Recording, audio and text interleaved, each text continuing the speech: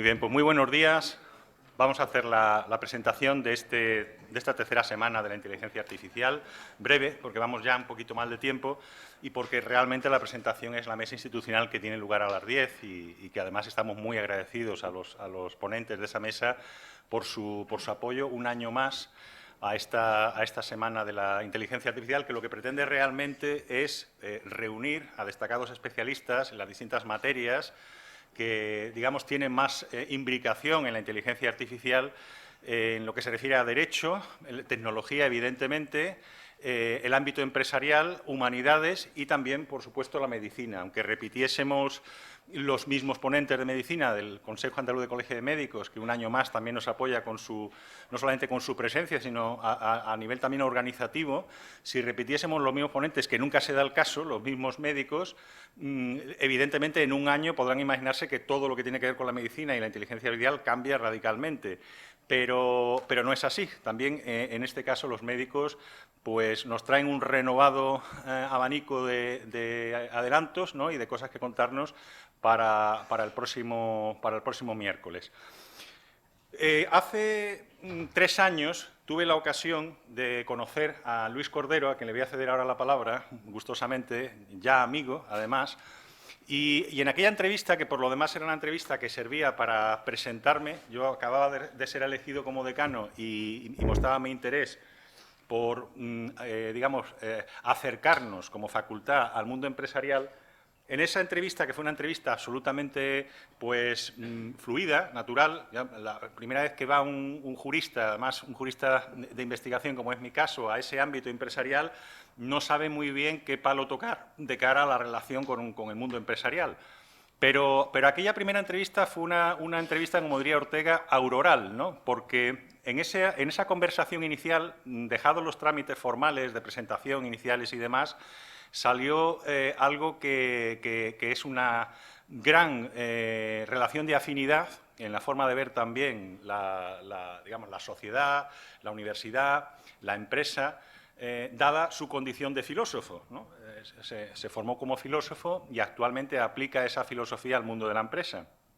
Entonces recuerdo que allí salió una idea de una triangulación entre sociedad, es decir, administraciones públicas, empresa y universidad, que ha dado muy buen resultado a lo largo de estos 3 años.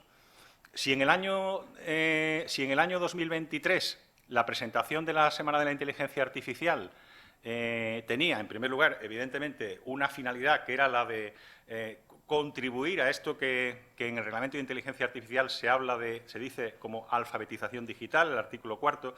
A mí, dicho sea de paso, vamos a empezar ya con críticas y a mover un poco el debate. No me gusta en absoluto ese término, me gustaba más el del libro blanco, que era alfabetización digital, pero bueno, quedó así. Ilustración digital. Lo cierto es que contribuir de alguna manera a esa finalidad pues era un propósito que tenía la Semana de la Inteligencia Artificial, como universidad pública, facilitar esto.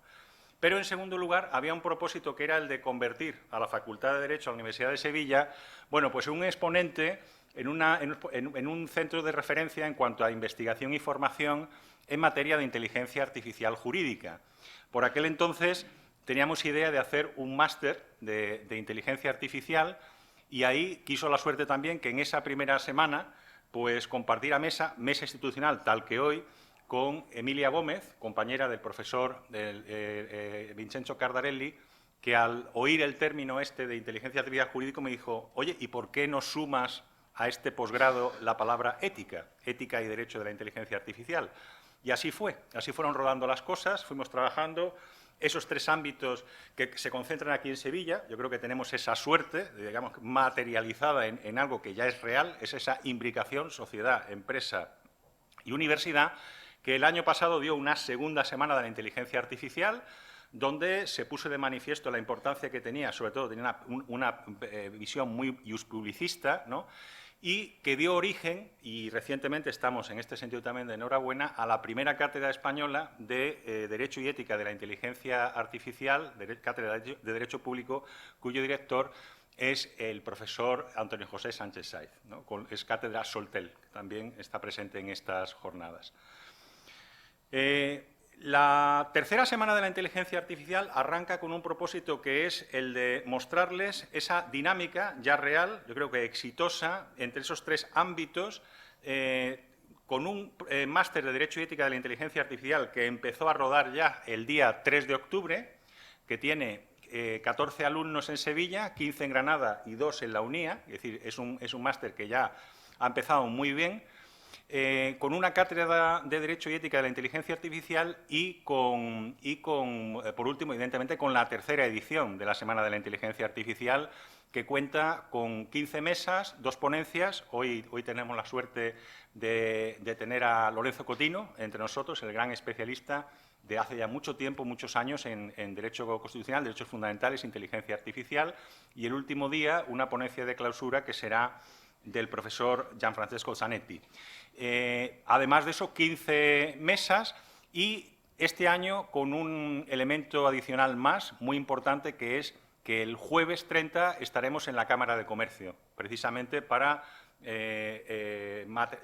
demostrar, ¿no?, esa sintonía entre el mundo empresarial y el mundo de la universidad. Bien, yo quisiera agradecerles a todos los presentes, a todas las personas que nos han apoyado para poder llevar a cabo esta Semana de la Inteligencia Artificial un año más, ese apoyo, y sin más dilaciones me gustaría ceder la palabra a mi querido amigo don Luis Cordero, para que sea él el que cierre de alguna manera esta presentación. Y ante todo, Luis, muchísimas gracias un año más por todo lo que haces para dinamizar el sector empresarial aquí en Sevilla y, en particular, todo lo que tiene que ver con el mundo de la revolución tecnológica. Muchas gracias. Muchísimas gracias, Fernando.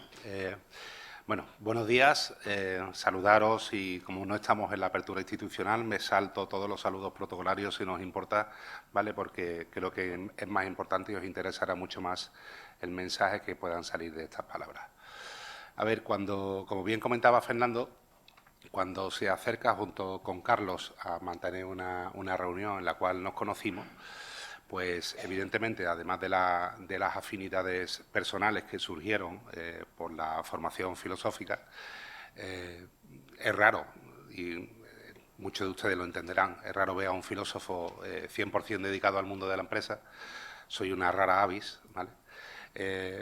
La visión que nos trajo Fernando, sobre todo, era de una visión que iba a aportar, pues no solamente una hoja de ruta, es decir, oye, mira, queremos hacer, entonces ya me hablaba del tema de la Semana de la Inteligencia, me hablaba también de la cátedra, me hablaba también del máster, sino también él, en su generosidad, a la hora de que fuese un trabajo contributivo y que resultase de satisfacción para todo el mundo, pues él también me hablaba de la oportunidad desde el punto de vista de buscar nuevas salidas para los egresados de esta universidad, y hablo de la Universidad de Sevilla. En el fruto de esta conversación también lo que estuvimos viendo era que es absolutamente perentorio no desaprovechar la enorme oportunidad que tenemos hoy en día en la ciudad de Sevilla y en Andalucía. Y me explico por qué. Con todo mi respeto, y parafraseando a Vincenzo, tenemos aquí a la cocina de las políticas de la Unión Europea. Lo de la cocina es un ejemplo que él utiliza y que son palabras de su abuela, ¿no?, si no recuerdo mal, lo que decía Vincenzo. Entonces, el tener a la cocina de las políticas de la Unión Europea en materia de economía digital, en economía del dato y tal, eso significa que tenemos una proximidad sobre donde está la fuente del conocimiento, que es como si fuésemos de visita al oráculo de Delfos y de repente no entrásemos bajo el frontispicio, sino que nos fuésemos a otra parte. En segundo lugar, la apuesta estratégica que hizo también la Junta de Andalucía con la creación de ADA, lógicamente para hacer una concentración y con una visión y, sobre todo, también respetando estas políticas. De otra parte, la aparición del mercado del dato, que a fin de cuentas esto supone una movilización de un mercado innovador, disruptivo, que sobre todo lo que puede traer es, o que se quiere, es generar mucha riqueza para el tejido empresarial. Entonces comprendíamos ambas partes que ir de la mano era totalmente exponencial. Y digo exponencial porque una de las grandes carencias que tienen hoy por hoy las empresas de carácter tecnológico es la cobertura de ciertos perfiles. Yo creo que ninguno de los presentes, ni de los oyentes, Estaremos en desacuerdo en manifestar que las empresas que tienen hoy un propósito, que tienen un objetivo y que tengan un marco ético, están en un ranking superior a las empresas que no sea ese tipo de planteamientos. La semana pasada escuchaba a un alto cargo de Mercadona hablar sobre la filosofía del jefe, y el jefe lo traducía el cliente que entra por la puerta a comprar algo. Entonces, este tipo de visiones en la cual, desde el punto de vista de las humanidades, creo que se está trabajando suficientemente, pero no quizás lo bastante como para alcanzar la revolución tecnológica que estamos hoy en día teniendo.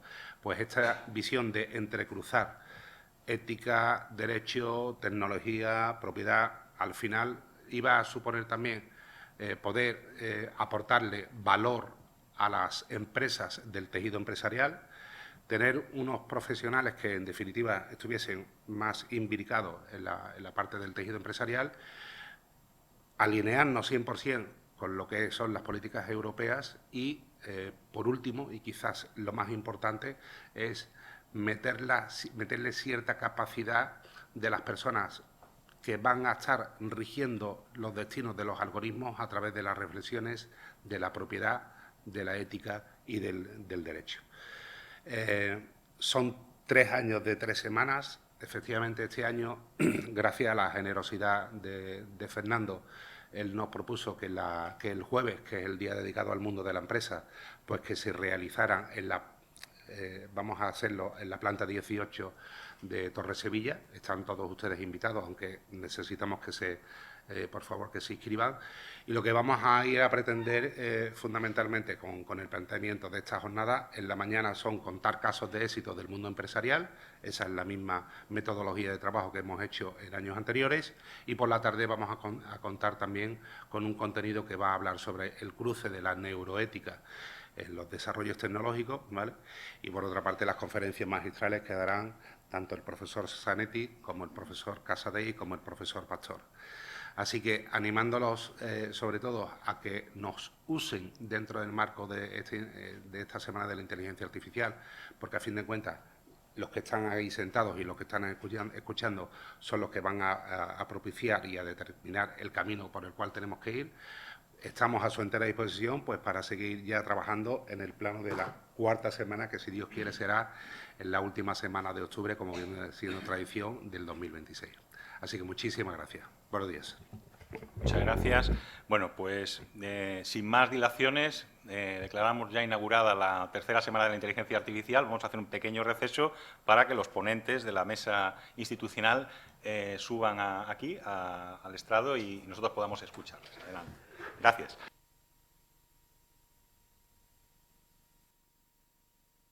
Pues muy bien, querido público. Vamos a dar inicio a esta mesa de presentación. Y un año más, pues quiero darle la sincera, mostrar el sincero agradecimiento en nombre de la Facultad de Derecho de la Universidad de Sevilla, tanto al Centro Europeo de Transparencia Algorítmica, representado hoy aquí por don Vincenzo Cardarelli, como por el Ministerio de Ciencia e Innovación y Universidades, representado por Ignacio García Fenol, querido amigo también, Jesús Jiménez, un año más, que ha aportado tanto a la facultad en este ámbito, en esta sede siempre de la inteligencia artificial y en todo lo que se le ha pedido en estos años, representando a la Agencia Digital Andaluza, y finalmente Miguel Pereira, Agencia Digital de Andalucía, me he equivocado, discúlpame. Bien, pues sin más dilaciones, vamos a hacer una ronda de intervenciones en el orden que está establecido en el programa, y en primer lugar pues tendrá la palabra don Vincenzo Cardarelli. Muchísimas gracias, Vincenzo.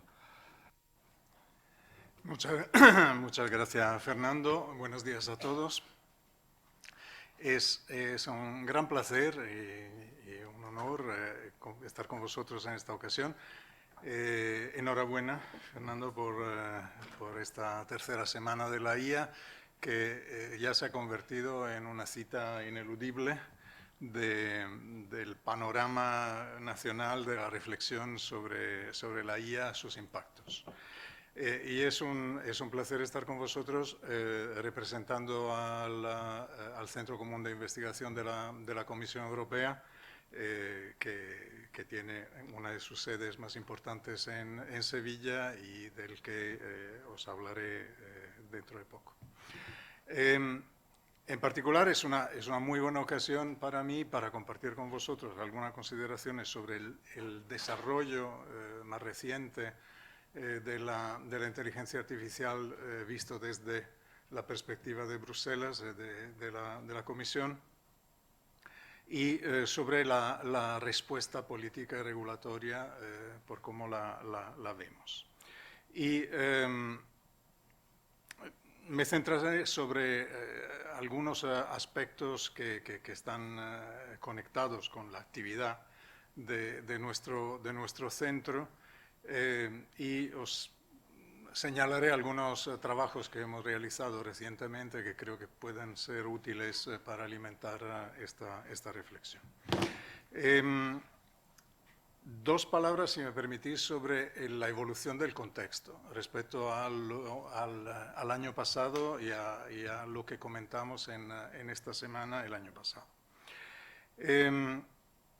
Creo que podemos estar de acuerdo de que el panorama de la IA ha evolucionado significativamente en este último año, desde muchas perspectivas.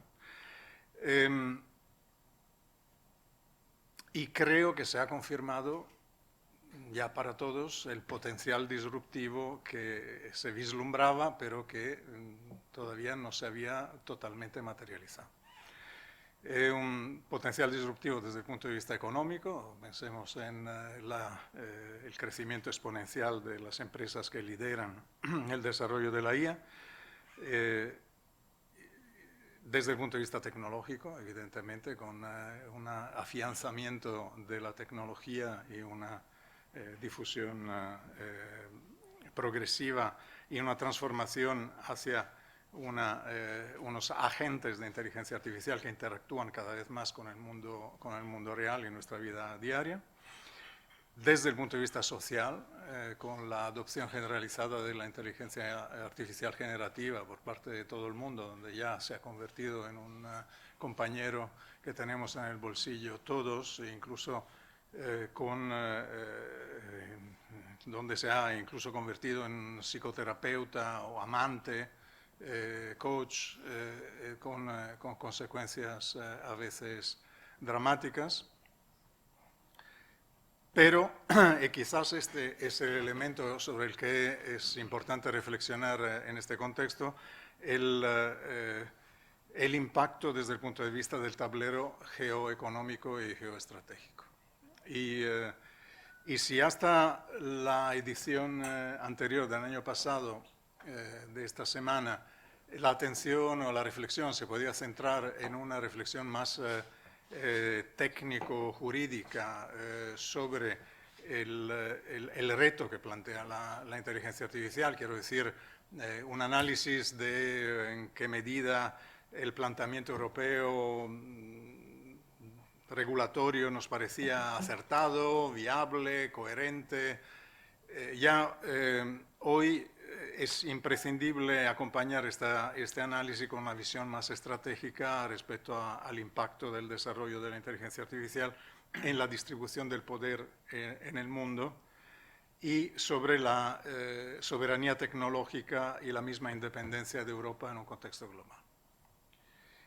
Y es evidente que es un contexto global que es bastante más complicado respecto al que teníamos hasta hace un año. Entonces, ¿qué es lo que ha cambiado? Pues hoy en día es evidente que en línea con, por otro lado, con el análisis del informe Draghi, el objetivo principal, el objetivo estratégico hoy es reforzar la competitividad de la Unión Europea, su capacidad de desplegar de manera autónoma, pero en consonancia con nuestros valores, el potencial cada vez más evidente de la inteligencia artificial, y esto hay que realizarlo en un contexto menos permisivo, menos favorable, menos alineado con nuestros valores a nivel global. Y para conseguirlo tenemos que trabajar sobre un tren que está lanzado a toda velocidad y tenemos que trabajar a la vez sobre el acierto en el marco regulatorio, el desarrollo de la capacidad de infraestructura, el acompañamiento a las empresas para que puedan empezar a aprovechar realmente los beneficios de la tecnología en términos de productividad, la formación del talento de los recursos humanos, por no hablar de los aspectos de ciberseguridad y defensa. La Comisión ha publicado varios documentos en este último año que expresan esta estrategia y a nosotros como Centro Común de Investigación hemos tenido el placer, la responsabilidad de contribuir a todos ellos, el plan de acción para el continente de la IA, la estrategia aplicar la IA, la estrategia de la IA en la ciencia, etcétera. Y estamos trabajando en la ley de desarrollo de la nube y de la IA que está prevista en el programa de trabajo de la Comisión para principios del 2026. Y muy brevemente, ¿qué es lo que hemos hecho como Centro Común de Investigación en este año y respecto a este desarrollo? El objetivo, como sabéis, del Centro Común de Investigación es proporcionar apoyo científico y tecnológico al desarrollo de la política de la Unión Europea y lo hemos realizado, lo hacemos con 3 niveles, un nivel prospectivo estratégico, un nivel de apoyo al desarrollo de las políticas y un trabajo en la ayuda a la implementación de las políticas. En la primera faceta nos hemos centrado en la realización de algunos informes que creo que pueden ser interesantes, están disponibles en la web, sobre el análisis estratégico y prospectivo y hemos producido un informe sobre el panorama de la IA generativa y su impacto global y social, que es un trabajo multidisciplinar en el que han contribuido 70 investigadores de muy distintas disciplinas y que pretende ofrecer una visión general del estado actual de la IA generativa y su papel transformativo. Por lo que se refiere a los aspectos más ligados al desarrollo de políticas, hemos trabajado sobre todo en el papel de la inteligencia artificial en la investigación científica y el impacto de la IA en la transformación de la ciencia, que está impactando todas sus etapas, desde la generación de hipótesis hasta la difusión de resultados. Hemos trabajado mucho en el impacto de la IA en el mundo del trabajo, sobre la evolución de los perfiles y competencias que el mercado está demandando. Hemos trabajado mucho en los servicios públicos proactivos y el impacto de la IA sobre la gobernanza. Y por lo que se refiere a la parte de implementación de las políticas, el Centro Europeo de Transparencia Algorítmica del Centro Común de Investigación, que está basado, como sabéis, aquí en Sevilla, ha trabajado muy intensamente para traducir los principios éticos y los requisitos legales en evaluaciones técnicas y científicas verificables. El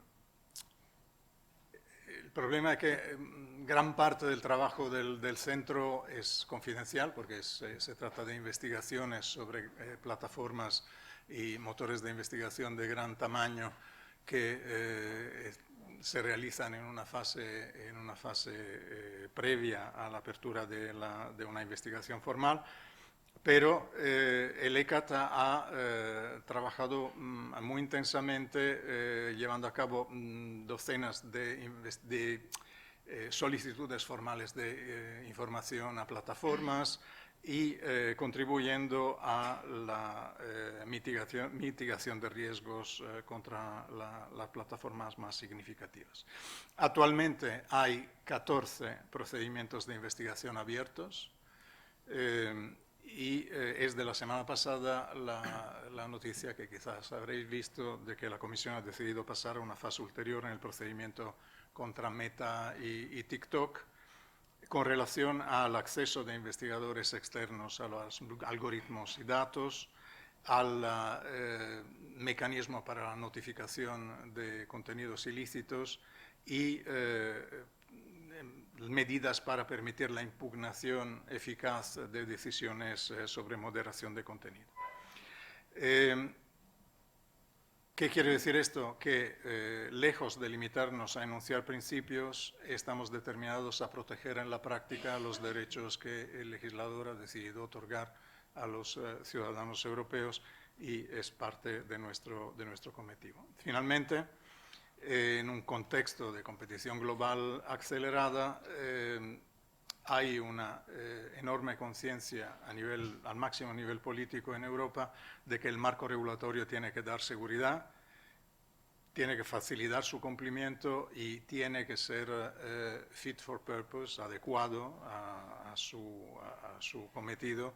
Y de ahí que el foco en este momento esté pasando al acompañamiento en el cumplimiento, con, por ejemplo, la puesta en marcha de un service desk en la oficina de la IA en Bruselas, que tiene este papel de ayudar a la parte interesada a cumplir con la ley de la IA.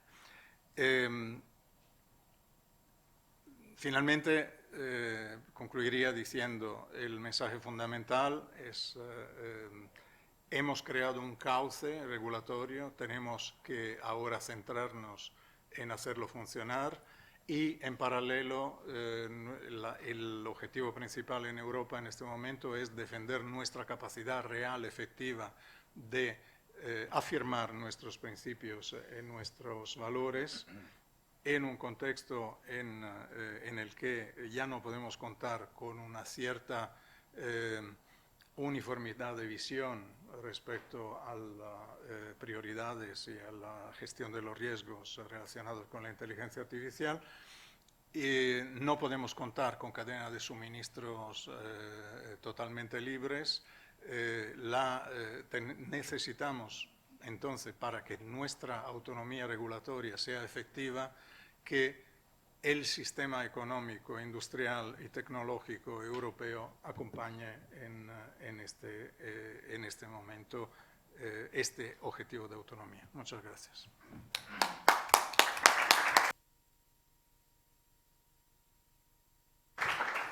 Muy bien. Seguidamente tiene la palabra don Ignacio García Fenol, su director general de Políticas de Innovación del Ministerio de Ciencia, Innovación y Universidades. Adelante, don Ignacio.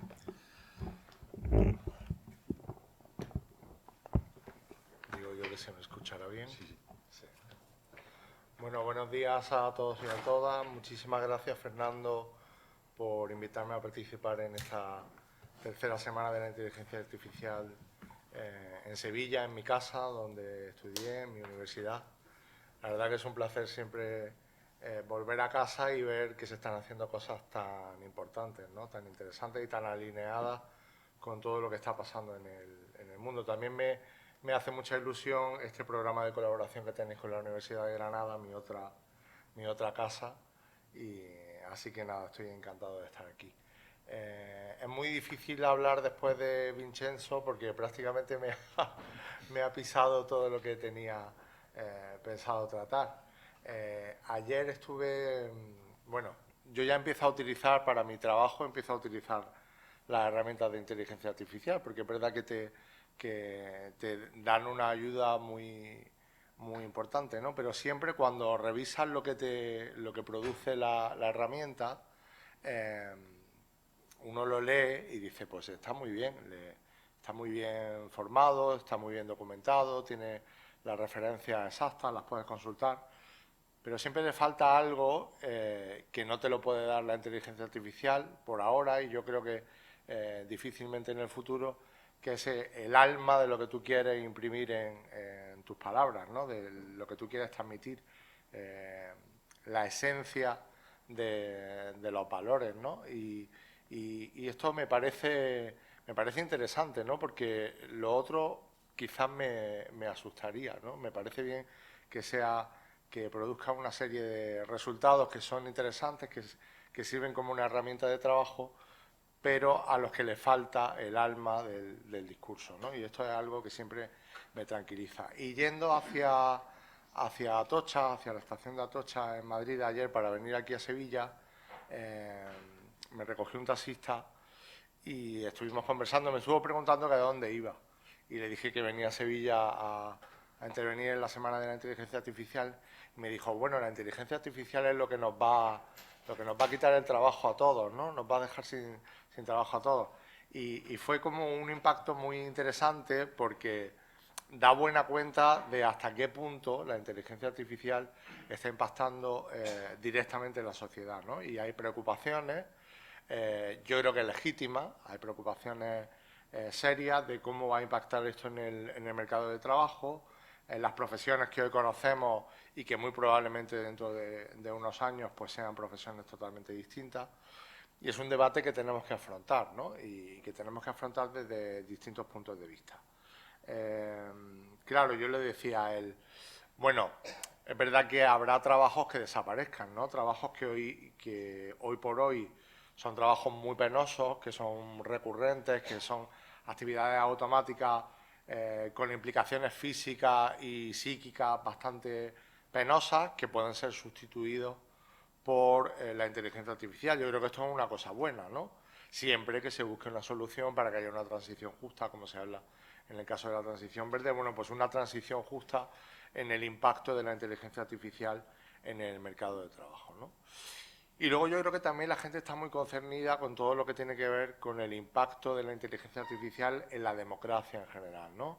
Cuando hablamos de la democracia y en las instituciones democráticas, cuando hablamos de los sesgos, del sesgo algorítmico, de cómo los algoritmos al final nos van determinando hacia diversas posiciones ideológicas o políticas o las fake news o todo lo que tiene que ver con la manipulación informativa, en fin, cómo esto impacta también en la sociedad y hay una preocupación. Entonces yo creo que siempre que hablamos de inteligencia artificial es muy interesante poner los dos planos, ¿no? Evidentemente hay un plano de oportunidades inmenso y yo como funcionario y como representante en este caso del Ministerio de Ciencia, ya lo decía muy bien Vincenzo, hay muchísimas oportunidades, ¿no? Como la inteligencia artificial está transformando absolutamente el método científico, ¿no? La aproximación de la ciencia a los problemas de la sociedad, cómo cada vez podemos ser mucho más rápidos, actividades recurrentes que no tenían mucha carga intelectual, pero que eran muy penosas desde el punto de vista operativo, pues se están resolviendo muy rápidamente. Es decir, que hay un plano de oportunidades inmenso que yo creo que hay que explorar y que hay que utilizar. La administración pública es la primera que tiene que hacerlo. Yo creo que hay un montón de procedimientos. Yo pienso, por ejemplo, en mi ministerio, en lo penoso que es todo el trámite de la homologación de títulos, ¿no? Que es verdad que está muy recurrentemente en prensa porque es un procedimiento muy antiguo, que ha habido que actualizar, que es muy demandante en tiempo, en recursos humanos y tal. Bueno, pues en realidad es un proceso que puede ser resuelto con inteligencia artificial de una forma relativamente sencilla. Bueno, pues este tipo de procedimientos, la Administración, yo creo que con una serie de reglas, con un marco normativo y de garantías de protección de los derechos humanos, de los derechos fundamentales, pues puede funcionar perfectamente. Y luego es verdad que hay otro plano que tenemos que tratar y que es muy interesante, que es el plano de los retos, ¿no? El plano de los desafíos que ofrece la inteligencia artificial.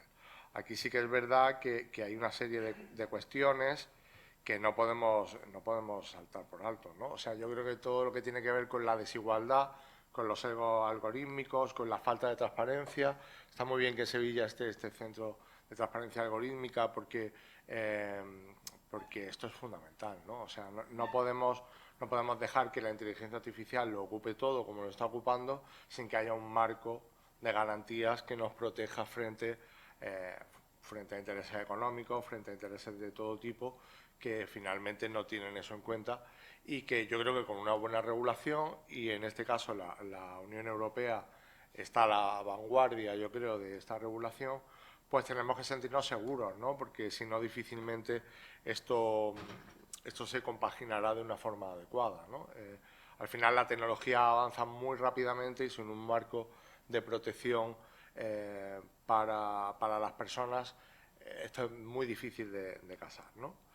Y luego, por supuesto, el impacto en los derechos fundamentales, ¿no? Yo creo que está muy claro que esto hay que protegerlo, ¿no? Que necesitamos herramientas para verificar la explicabilidad de los algoritmos, para que seamos capaces de desentrañar cómo están diseñados esos algoritmos, qué efectos pueden tener, y todo esto tiene que regirse por un régimen de transparencia muy claro, ¿no? muy evidente, conocido por todos y aplicable en todos los ámbitos.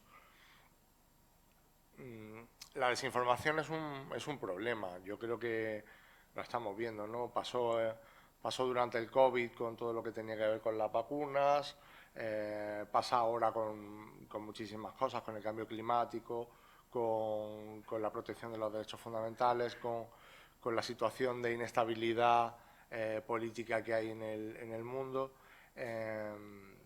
Entonces tenemos que tomarnos esto muy en serio, ¿no? Y yo creo que tenemos que protegernos, porque si no corremos un serio riesgo de que estas cosas impacten finalmente y que de alguna forma se invalide todo lo bueno que tiene la inteligencia artificial, como comentaba antes, para un montón de campos. Luego hay un tema que ha tratado también Vincenzo, que a mí me interesa mucho, que es todo lo que tiene que ver, ya centrándonos un poco en España y en el ámbito europeo, con la soberanía tecnológica, con la autonomía estratégica. Y es verdad que esto va tan rápido que quizás Europa en el plano de desarrollo tecnológico no está al nivel que están ahora mismo Estados Unidos y China, ni mucho menos. Yo creo que nosotros nos vamos a tener que subir al carro de cómo eso se implanta, de cómo se adopta la tecnología. Ahí sí que es verdad que el conocimiento que hay, que se desarrolla en la Unión Europea es muy potente, tiene muchísimo impacto. Y además está el plano de la regulación, esto que se suele denominar como el efecto Bruselas.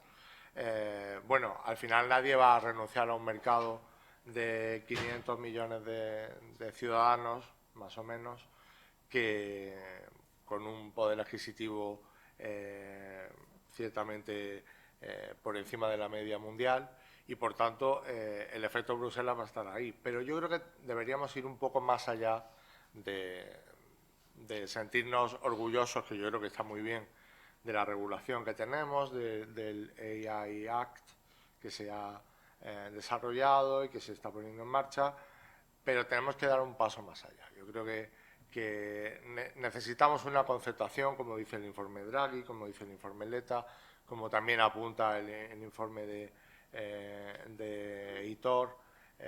Yo creo que tenemos que dar un paso más allá. Tiene que haber mucha más concertación entre los países de la Unión Europea. Es muy difícil que podamos competir uno a uno. Los países de la Unión Europea por sí solos no son fuertes. El peso y la fuerza está en la Unión Europea, que debe trabajar de una forma muy coordinada y una forma muy sostenida en el tiempo, para que al menos el tren de adoptar la tecnología no nos deje también fuera, ¿no? Porque ya el tren del desarrollo tecnológico de la inteligencia artificial está bastante perdido, yo creo, ¿no? Y por último, sí me gustaría destacar alguna cosa que se ha estado haciendo en el Gobierno de España, que yo creo que es bastante interesante, ¿no? El año pasado nos acompañó el secretario general de la ESIA, de la Agencia Estatal de Supervisión de la Inteligencia Artificial, que además está a cargo del sandbox de inteligencia artificial. Yo creo que los sandbox son una herramienta muy potente, no solo por su aspecto tan potente en todo lo que tiene que ver con la regulación, ¿no? Cómo las empresas van a poder testar sus desarrollos en ese sandbox y saber cómo va a tener que adaptarse la regulación a los nuevos desarrollos tecnológicos. Es importantísimo estar coordinados en ese plano porque, como decía antes, la tecnología avanza muy rápido y la regulación, como bien sabemos, el derecho no puede avanzar a esa velocidad, pero es muy importante una herramienta como un sandbox, como un espacio de experimentación regulatorio para poder adaptar todo esto. Ha habido una convocatoria dentro del marco de la estrategia española de inteligencia artificial. Se ha lanzado una convocatoria de espacios de datos. Yo creo que una convocatoria muy bien diseñada y muy potente para poder también poner en marcha una serie de pilotos en este ámbito, ¿no? de ver cómo la inteligencia artificial al final es una herramienta muy potente para desarrollos en todos los ámbitos, no solo, por supuesto, en el ámbito empresarial, pero también en el ámbito de la administración pública, como decía antes. Es muy importante que la administración esté en la cabeza de la manifestación de todo lo que la IA está cambiando en este momento, ¿no? La administración no se puede quedar atrás. Está muy bien que una institución como la Universidad de Sevilla y la Facultad de Derecho tenga este empeño, ¿no? de cómo la inteligencia artificial, al final las administraciones, y la universidad no deja de ser una administración, tenemos que estar totalmente alineados y tenemos que estar trabajando en esto. No puede ser que seamos ajenos a todo lo que está pasando. Y, por último, me gustaría señalar también lo que se está haciendo en el ámbito de la función pública y de la administración pública, como decía. Como sabréis, y si no os lo cuento, desde el INAP, que es el Instituto Nacional de Administración Pública, se ha desarrollado en el último año y medio, más o menos, un documento, una hoja de ruta, una guía que se llama Consenso por una Administración Abierta, que contiene, que contiene un desarrollo bastante importante de cómo la IA está impactando en la Administración Pública española.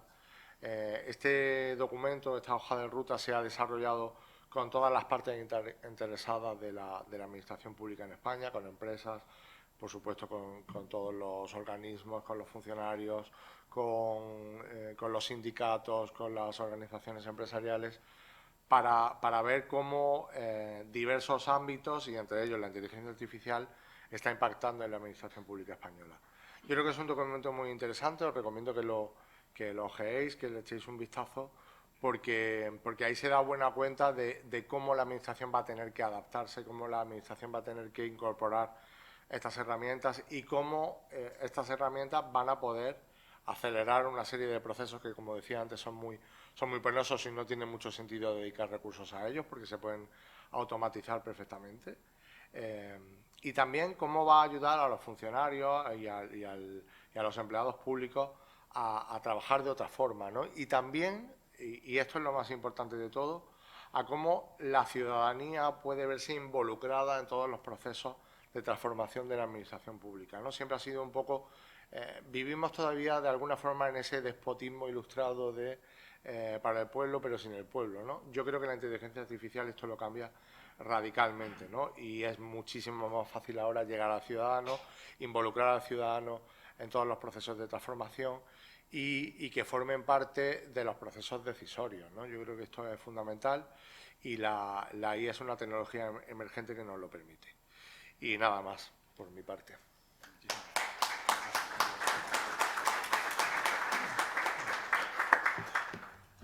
Muchísimas gracias, señor Fenol.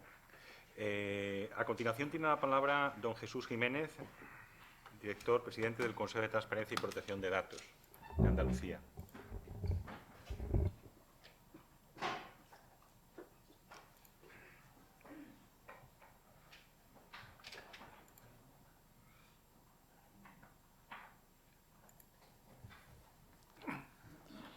Sí, buenos días.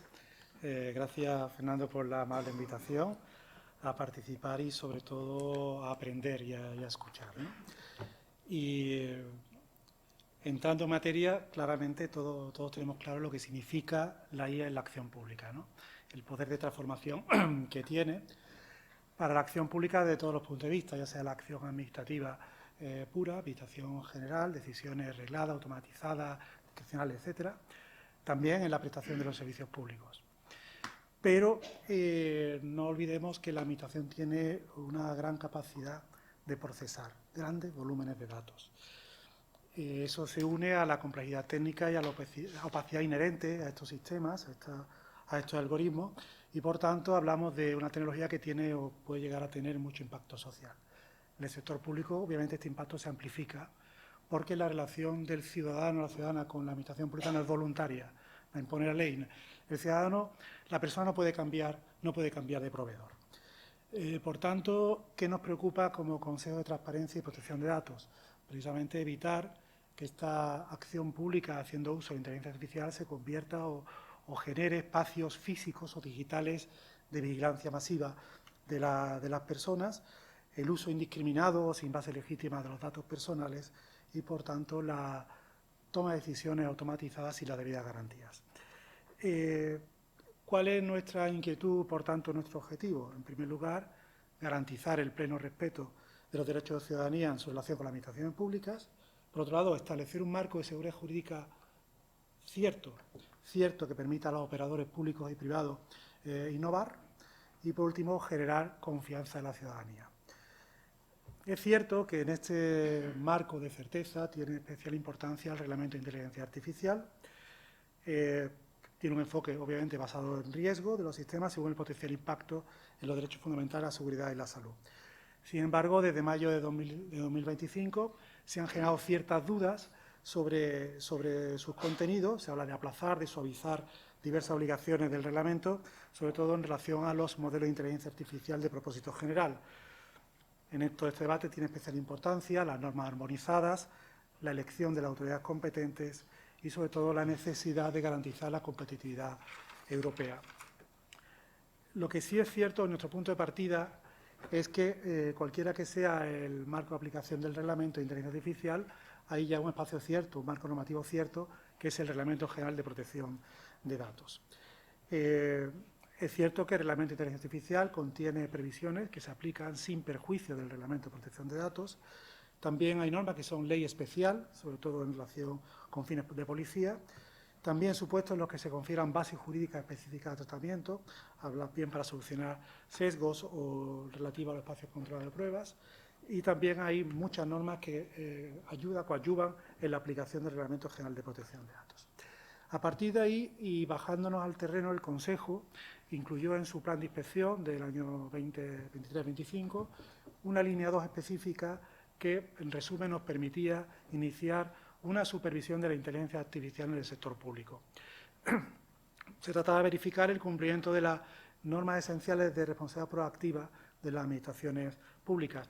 Han transcurrido ya 2 años y hemos extraído bastantes conclusiones en relación a la supervisión realizada. La primera de ellas, hay un genuino interés en cumplir el Reglamento General de Protección de Datos, no tenemos ninguna duda. El sector público analizado quiere cumplir el Reglamento General de Protección de Datos. Lo que sí es cierto que muchas veces carecen de los recursos personales y tecnológicos necesarios para verificarlo, y es una realidad.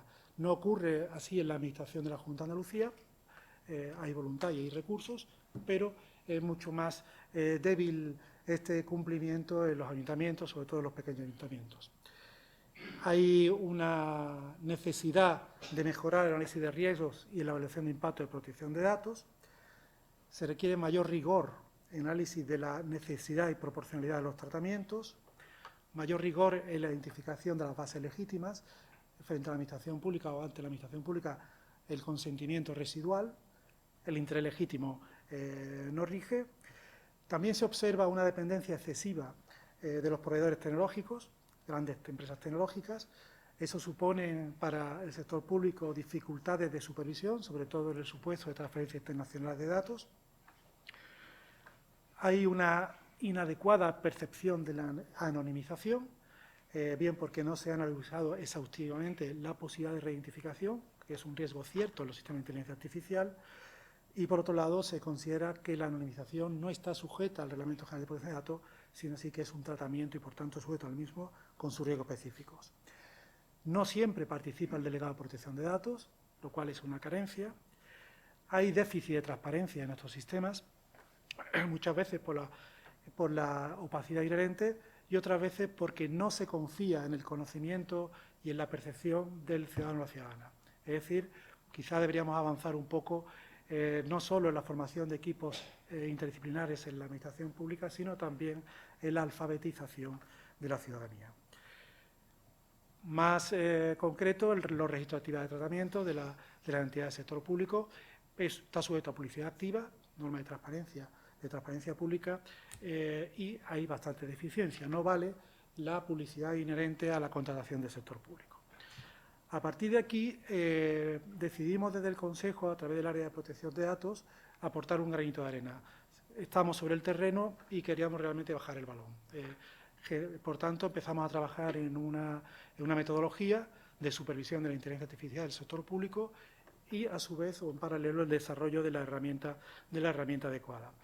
Se basaba, obviamente, en un interés en no incrementar la carga regulatoria del sector público andaluz, se trataba de facilitar su cumplimiento, se trataba también de que sea una herramienta no solo de acompañamiento al sector público, sino también que sea nuestra herramienta de supervisión. Eso permitiría, si hemos usado la herramienta para supervisar y se ha complementado adecuadamente por el sujeto obligado, por el sector público, para nosotros marca un estándar de diligencia razonable en el cumplimiento de obligaciones de responsabilidad proactiva.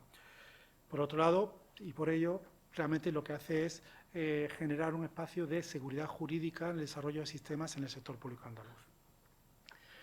Desde el punto de vista tecnológico, es una herramienta que se basa en la arquitectura web, se utiliza desde el navegador y funciona como si fuese una página web, con una base de datos protegida y con los datos encriptados. Se ejecuta localmente en el ordenador del usuario, por tanto, nadie tiene acceso a esos datos, ni siquiera el Consejo de Transparencia, sin perjuicio de que haya herramientas para compartir los resultados.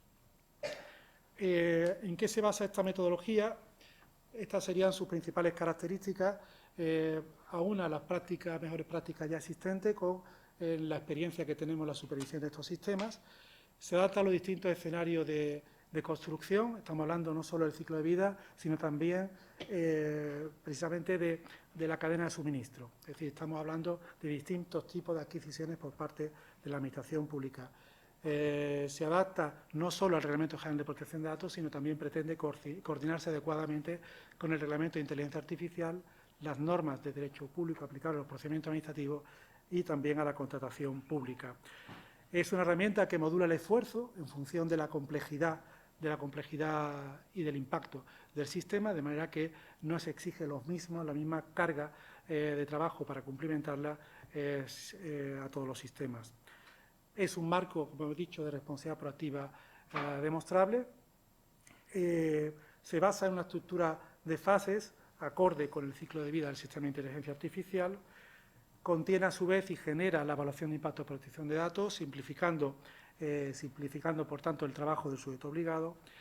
Sitúa al delegado de protección de datos en el eje del desarrollo del sistema. El delegado de protección de datos es obligatorio en el sector público andaluz y, por tanto, se exige su participación. Y, por último, invita y acompaña a una profunda reflexión sobre la idoneidad, necesidad y proporcionalidad en el uso del sistema en relación a la protección de datos. Huimos, por tanto, de un determinismo tecnológico, de decir que siempre la inteligencia artificial es la solución idónea para cualquier problema. Como digo, se basa, configura automáticamente el proyecto. Esta sería la cabeza de columna sería el ciclo de vida fundamentalmente, y en la cabecera de fila, sería la cadena de valor. Distintos modelos, desarrollo interno, desarrollo externo, un producto comercial con ajuste fino o sin ajuste fino, o se trataría de un servicio tercero. Sombreado en verde, digamos, una mayor participación del sector público, en blanco de un proveedor. Como digo, se basa en un sistema de fases acorde con el ciclo de vida. Están desarrolladas la parte inferior, fase 1, fase de concepción y diseño, fase 2, diseño avanzado, fase 3, desarrollo y preparación a producción, y, por último, operación y monitorización continua. Hay una posibilidad, con esta pantalla se hace un seguimiento de fases, de manera que nos indica qué fases están completadas y qué es lo que falta para completar. Hablamos en este caso de una fase concreta, el asistente a decisión inicial que está completado, con 3 elementos pendientes de una descripción más detallada, 15 riesgos pendientes de analizar, de mitigar y 8 controles pendientes. Como digo, la primera fase sería un análisis de descripción inicial, un asistente de descripción inicial donde sobre unos datos básicos nos permite empezar a configurar el proyecto. Las preguntas serían tipo, ¿cómo va a obtener, incrementar o implementar el sistema de inteligencia artificial? Hemos dicho por terceros, propio, etcétera. ¿Qué datos personales se van a tratar? ¿Qué evaluación preliminar hay en relación al reglamento de inteligencia artificial? Es decir, sobre todo si es de alto riesgo o no. Unas cuestiones sobre la anonimización, qué se pretende, asistir a la decisión o decidir, cuáles son los colectivos afectados, fundamentalmente vulnerables, menores, etcétera, dificultades preliminares en relación a la evaluación de impacto de protección de datos. A partir de estas respuestas, tendríamos un primer diagnóstico donde diría si hay un perfil de cumplimiento esencial, que analizaría 13 riesgos y 54, sobre la base de 54 controles, estándar, 38 riesgos sobre 113 controles, y exhaustivo, más de 68 riesgos y 154 controles. Se indicaría efectivamente si hace falta una evaluación de impacto de protección de datos, si está recomendada o si no fuera necesaria, y después se identificarían exactamente qué controles serían aplicables. Después pasaríamos ya a una descripción mucho más detallada, donde ya se incluiría un análisis más técnico, una evaluación, definición de evaluación inicial, características técnicas, clasificación ya precisa sobre el reglamento de inteligencia artificial, descripción de cada uno de los tratamientos, contexto normativo y organizativo y ya cuáles serían los actores y responsabilidades. Como vemos, desde el punto de vista de fase, habría este asistente para ser completado que permitiría seguir precisamente el cumplimiento o la cumplimentación de esta descripción inicial. A partir de aquí empezaríamos el análisis de riesgos. Se identificarían los riesgos, que son 68 especificados, sin perjuicio de que obviamente los sistemas de inteligencia artificial son muy complejos y permitiría aportar o analizar más por parte del responsable de tratamiento. Se evaluaría su criticidad, probabilidad de impacto, se asignarían controles precisamente para mitigar el riesgo. Además, se analizaría la madurez de la mitigación de estos riesgos, sobre todo sobre el análisis del proceso de complementación de los controles. En relación a los riesgos, esta sería la pantalla de control del análisis de los riesgos. Vemos aquí un botón que nos permitiría seguir instrucciones para mitigar el riesgo sobre la base de complementación de controles. Me gusta poner este ejemplo sobre, por ejemplo, el impacto que tendría detectar datos de menores en un sistema de inteligencia artificial en esa descripción inicial. Aparecería un cumplimiento reforzado, más riesgos a analizar y más controles, exigiría la evaluación de impacto de protección de datos y introduciría riesgo específico.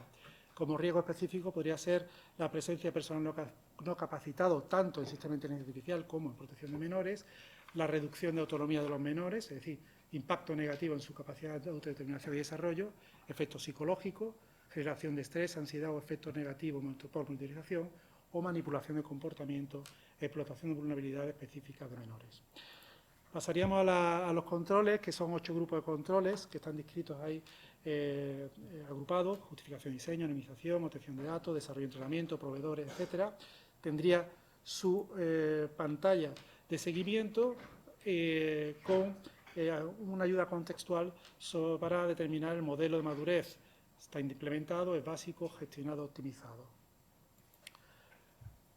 La herramienta permite cumplimentar de forma casi automática la evaluación de impacto de protección de datos, de manera que mucha de la información que se ha introducido en el sistema ya la volcaría directamente en el documento que se generaría y que es el que evaluaría el Consejo de Transparencia y Protección de Datos en su función de supervisión.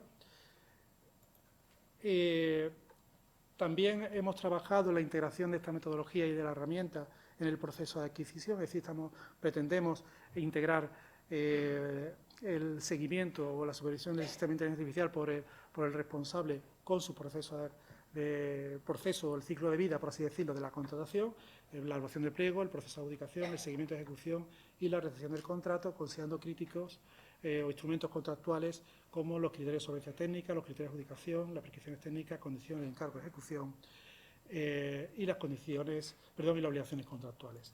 También tendría su pantalla de seguimiento y poco más. Solamente una pequeña reflexión, y es que desde nuestro punto de vista, en la medida que somos autoridad de control no solo de transparencia, sino también de protección de datos, no solo protección de datos, sino también de transparencia, para nosotros no solo es importante en esta supervisión el que se analice el riesgo, beneficio, oportunidad del sistema, sino también que sea capaz de servir a la rendición de cuentas del sector público, de la administración pública frente a la ciudadanía.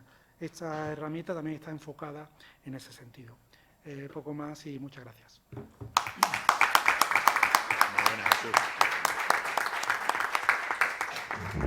Pues bien, por último, tiene la palabra don Miguel Pereira, de la Agencia Digital de Andalucía.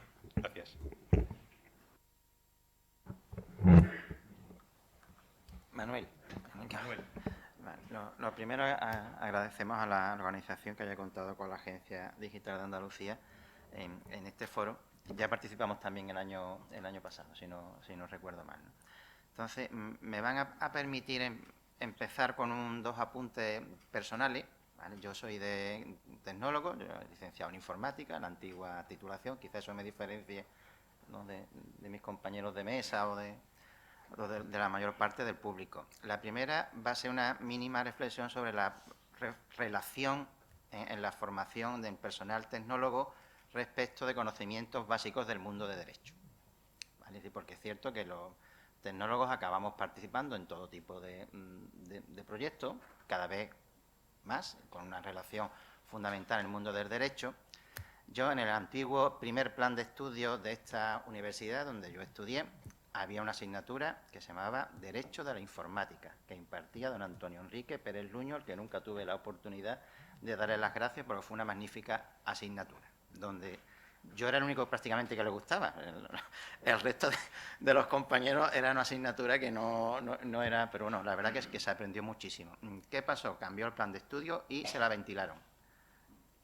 Y no sé cómo estará ahora, pero desde luego han salido promociones y promociones de informáticos sin ningún tipo de formación básica, ni conocimiento general del derecho, ni nada, ¿no? Entonces, bueno, yo creo que estas cosas también estamos por saber. Lo segundo, ya también como anécdota personal, pues da la casualidad también que estuve, en fin, unos años envalentonado y acabé enseñando inteligencia artificial en esta universidad también, en lo que entonces era un departamento de nueva creación. Estoy hablando hace 25 años, o sea que ya ha pasado un tiempo, que le llamamos Departamento de Ciencias de la Computación e Inteligencia Artificial. Nos discutieron muchísimo la coletilla del final como nombre del departamento. Los de Ciencias de la Computación nos decían, claro, son el Computer Science de los ingleses o de los americanos, pero lo segundo, pero al final lo conseguimos. En aquel momento la inteligencia artificial era una cosa totalmente accesorio en los planes de estudio y en todo. Era un capricho que se daba, ¿vale? Los alumnos les interesaba un poco por el nombre, ¿vale? Pero realmente yo celebro muchísimo la explosión que ha tenido desde entonces acá. También es verdad que lo que se enseñaba entonces como inteligencia artificial creo que es algo sustancialmente, al menos con un enfoque bastante distinto a lo que hoy en día conforma en gran parte la disciplina. Sí, también me gusta señalar que nosotros no conocíamos una definición entonces clara de inteligencia artificial. Nosotros cuando nos preguntaban, digo, mira, pues inteligencia artificial es lo que enseñamos los profesores de inteligencia artificial. Y de ahí cerrábamos el asunto, ¿no? Hoy en día pues, me encuentro con que en el reglamento europeo hay una definición, sistema de inteligencia artificial. Pues, discutible, pero hemos llegado al punto en el cual ya se puede definir con efectos jurídicos un poco el concepto o la disciplina. Bueno, ya eso era la parte personal que quería comentarles, ¿no? Ya desde el punto de vista de la Agencia Digital de Andalucía, ahí lo primero que me gustaría significarles que es una entidad, nosotros somos una entidad de derecho administrativo, una agencia administrativa de la Administración de la Junta de Andalucía, recientemente adscrita a la Consejería de Industria, Energía y Minas. Entonces, como tal, tenemos 4 años de funcionamiento, somos una entidad joven, todavía, ¿vale? Somos aproximadamente unas 1.200 personas, de las cuales 1.100 digamos, pertenecen al espectro tecnológico de proyectos tecnológicos, ¿vale? Que son los que tengo a mi cargo en la Dirección General de Estrategia Digital. El resto de las personas, pues personal de apoyo, jurídico, administración, etcétera, etcétera. Y estamos, pues, trabajamos para todas las consejerías de la Junta de Andalucía, incluyendo su organización territorial o periférica. Bien. La Agencia Digital de Andalucía, cuando ya se concibió, se concibió a finales del año 2020, aprovechando ya la ventana de oportunidad que las debilidades y amenazas que había revelado la situación de pandemia había mostrado sobre la organización de las TIC en nuestra administración. Cuando se concibió, no meramente se concibió como una oportunidad de concentración, consolidación, racionalización, homogenización, en fin, de las propias unidades o servicios y recursos TIC, que eso ya, digamos, va de suyo y se entiende, ¿no? Sino que tuvo una segunda visión también en la creación, que era la posibilidad de dar un instrumento legítimo al Gobierno andaluz de definir e implantar, llevando a cabo políticas de actuación tecnológica, ya sobre la sociedad, sobre su propia administración o lo que sea. Eso es algo que hasta el momento no había existido. ¿Vale? Evidentemente, siempre las políticas tecnológicas que se llevaban, pues tenían la vida que tenían, eran dependientes de las consejerías que las impulsaran, éramos susceptibles por los cambios de decretos de estructura y cambios de legislación. En fin, yo, el que conozca un poco la administración, creo que entenderá perfectamente lo que estoy diciendo. Y dentro de las políticas tecnológicas que priorizamos, pues fueron dos. La primera fue la de ciberseguridad, cosa que en el año 2020 también se nos discutió, porque no era entonces la situación del 2020, no era ni mucho menos la de ahora. Pero, sin embargo, conseguimos que se nos aprobara una política de ciberseguridad y la agencia en esa actuación. Y la segunda fue la de inteligencia artificial, que si en 2020 la de ciberseguridad no se acababa de entender, la de inteligencia artificial ni les digo. ¿Vale? Aquello parecía literalmente, y alguna conversación se nos decía que parece que os estáis buscando un trabajo que os guste, algo. No, en fin, el tiempo creo que ha pasado en pocos años y se ha visto un poco lo acertado de esa visión. Con eso, ¿qué es lo que, por hacer un mínimo de balance, ¿no?, que hizo la agencia cuando empezó a funcionar hace 4 años y tuvo que arrancar? Bueno, pues vamos a arrancar una política tecnológica de inteligencia artificial. Lo primero fue un trabajo interesante, hicimos un estudio sobre, primero, conocer cuál es la situación de la inteligencia artificial en Andalucía. Claro, evidentemente, nuestro rango de actuación es el que es, ¿vale? Y elaboramos un informe, lo llamamos Informe de Identificación de Capacidades y Situación de la Inteligencia Artificial en Andalucía, y para nuestra sorpresa, bueno, pues reveló un amplio ecosistema de agentes, de pequeñas empresas, de startups, de departamentos universitarios, de entidades que estaban interesados, desarrollaban ya proyectos o tenían vocación o estaban oteando cómo implementar esta tecnología, etcétera. Entonces, la verdad que nos pareció muy interesante la situación que se reveló. Ese estudio lo volvimos a actualizar en el 2024, está publicado también, y el mes que viene pretendemos también hacer una presentación de la nueva versión actualizada del estudio y vamos constatando con satisfacción cómo entre versión y versión del estudio pues va creciendo el tamaño del ecosistema, ¿vale?, el movimiento económico asociado a ese ecosistema y demás. Bien, una vez ya detectado que había un ecosistema de interés que era actuar, pues iniciamos una primera vía, que era pues elaborar un instrumento de planificación de actuaciones que nos diera soporte a la materia. Entonces hicimos lo que se llamó la Estrategia Andaluza de Inteligencia Artificial, en que tuvo un proyecto participativo con los agentes detectados, los distintos ecosistemas y demás, que fue aprobada por el Consejo de Gobierno en junio de 2023. Estamos hablando muy reciente, en 2 años y unos meses. ¿Vale? En esa estrategia, bueno, pues se identificaron las áreas prioritarias donde desde la Administración de la Junta de Andalucía iba a actuar, y se identificaron también los 4 retos con una serie de objetivos y demás. No se los voy a leer, pero simplemente para que vean un poco la vocación, ¿no? El primer reto, pues posicionar a Andalucía a la vanguardia en el uso de las tecnologías emergentes, la inteligencia artificial, muy comprensible. Segundo reto, mejorar competitividad y el posicionamiento del tejido empresarial productivo de Andalucía en esta materia. El tercero, incrementar confianza en el uso de la inteligencia artificial y dar ejemplo desde la Administración Pública de la Junta de Andalucía, aquí relacionado con lo que han hablado quizás, ¿no?, mis compañeros de mesa. Y el cuarto reto pues, era fomentar el uso de la inteligencia artificial ya en nuestra propia administración de la Junta de Andalucía. Ahí se les puedo decir que las expectativas son muy grandes, en particular, vamos a llamarla por los responsables. Difícilmente me reúno con algún centro directivo donde nos pidan, vamos a usar IA, pero así sin más. ¿Vale? Si te plantean para casi cualquier cosa, casi cualquier problema, entonces, bueno, eso estamos estudiando, ahora comentaremos un poco, ¿no? Pero sí es verdad que hay unas expectativas grandes en el uso de esta tecnología, que ya veremos. Por nuestra parte, hemos ido desarrollando una serie de actuaciones que las quiero comentarles, y simplemente les voy a comentar las que tenemos de aquí en los próximos meses, por si se animan a participar en alguna de ellas, o se dejan caer, o muestran interés, pues lo verán en las páginas web o lo que sea, ¿no? La primera de ellas, bueno, el Congreso de Inteligencia Artificial Andalucía, que ya hemos celebrado dos ediciones, pues celebraremos la tercera el 10 y 11 de noviembre en Granada, que están todos invitados. Ese es un instrumento por el cual pretendemos dinamizar el ecosistema andaluz que hemos comentado y poner en contacto a los diversos elementos de la comunidad. Creemos que ha tenido un éxito muy razonable. El año pasado tuvo 2.000 asistentes, que pensamos que este año estará también por esa fecha, y es una línea de actuación que nos ha resultado muy interesante y provechosa. También relacionado con esta fecha, el 10 de noviembre pues vamos a inaugurar en Granada el Centro de Inteligencia Artificial de Andalucía, una cosa que hemos ido ya presentando y anunciando. Entonces se abrirá en una sede, en un pequeño edificio, en el Parque Tecnológico de la Salud de Granada, donde la agencia digital pues va a tener lo que nosotros llamamos un servicio administrativo de gestión diferenciada, eso por los interesados en el derecho administrativo, desde el cual pues pretendemos hacer una gobernanza y seguimiento de los distintos proyectos de inteligencia artificial que desarrollamos en la Administración de la Junta de Andalucía. Asimismo, desde ese centro, pues también desarrollemos un conjunto de actuaciones de colaboración con las universidades andaluzas y con el sector empresarial, sobre todo PYME, de Andalucía.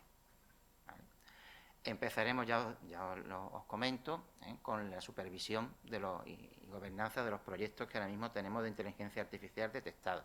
Nosotros tenemos en cartera detectados con más o menos grado de solvencia y factibilidad 65 proyectos, los hemos evaluado en 36 millones de euros, presupuestariamente tenemos ese importe, así que estamos en disposición de llevarlos a cabo.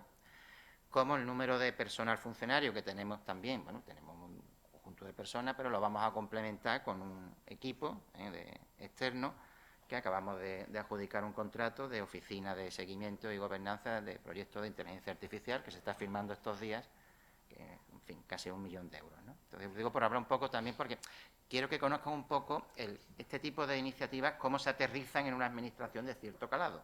Pues necesitan recursos humanos, y, por supuesto, tecnológicos y económicos en última instancia, ¿no? Entonces, nuestra idea es empezar ya a funcionar con el centro pues a partir del día siguiente de su inauguración. Ahora mismo que estamos poniendo literalmente las mesas y pintando. Entonces, bueno, esperemos que el 10 de noviembre pues esté todo listo y empecemos a funcionar, que seguro que sí. A partir de ahí, ¿qué nos vamos a encontrar los próximos meses? Pues bueno, arrancaremos con el centro. El centro, una de sus primeras líneas, como ya he comentado, también va a ser la colaboración con universidades. Pues pretendemos establecer un protocolo general de colaboración con la Universidad de Granada para los usos de inteligencia artificial generativa, que posiblemente derive en algún tipo de infraestructura computacional de alto rendimiento que compartamos con la Universidad de Granada, pero eso será ya para el año que viene. El protocolo sí lo queremos hacer con la universidad en los próximos meses. Presentaremos también, sobre final de año, un uso de inteligencia artificial generativa que consideramos de interés, que es para facilitar a la ciudadanía el uso y la utilización de nuestro boletín oficial. En fin, los que seamos usuarios del boletín oficial, el BOJA, pues hay muchísima información. No obstante, creo que todos estaremos de acuerdo que no es fácil, ¿vale?, la consulta de información avanzada de una manera productiva, usable, ¿vale?, con garantías de la accesibilidad, etcétera.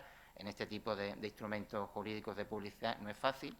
Entonces, pues estamos elaborando, ya finalizando, un asistente virtual específicamente orientado al boletín oficial con inteligencia artificial generativa que pretendemos pues presentar aquí a fin de año, ¿vale? Si leen el portal de licitaciones en los próximos días, pues encontrarán que vamos a realizar una consulta preliminar al mercado para la adquisición de infraestructura de alto rendimiento orientada a la inteligencia artificial generativa. ¿Vale? Pretendemos invertir 3 millones de euros en suministrar, adquirir del mercado un conjunto de infraestructura para potenciar iniciativas de soberanía, de uso de la inteligencia artificial como el Junta GPT. Me imagino que habrán escuchado hablar de ese proyecto en los últimos meses, ¿vale?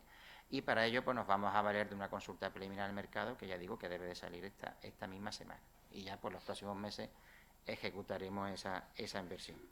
Y ya simplemente por terminar y citarles, tenemos otra iniciativa, ya en un punto de vista estrictamente del derecho, que es el anteproyecto de Ley Andalucía Digital, la ADI, que la llamamos, que tiene un capítulo específicamente dedicado a la automatización en la inteligencia artificial, donde bueno, hacemos una serie de preceptos, introducimos un precepto para ordenar mejor la compra pública de sistemas de inteligencia artificial y las especificaciones de los mismos, y de especial interés creamos lo que se llama, lo que le vamos a llamar el catálogo de algoritmos públicos de la Junta de Andalucía, como instrumento básico de transparencia, ahora que se está hablando tanto de estas cuestiones.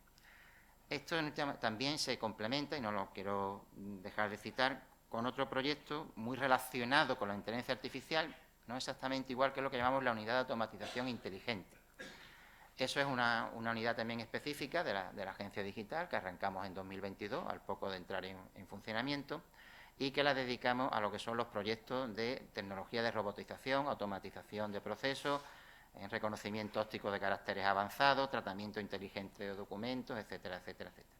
El objetivo de esta unidad de automatización inteligente pues, es hacer más productivo el trabajo de nuestros empleados públicos.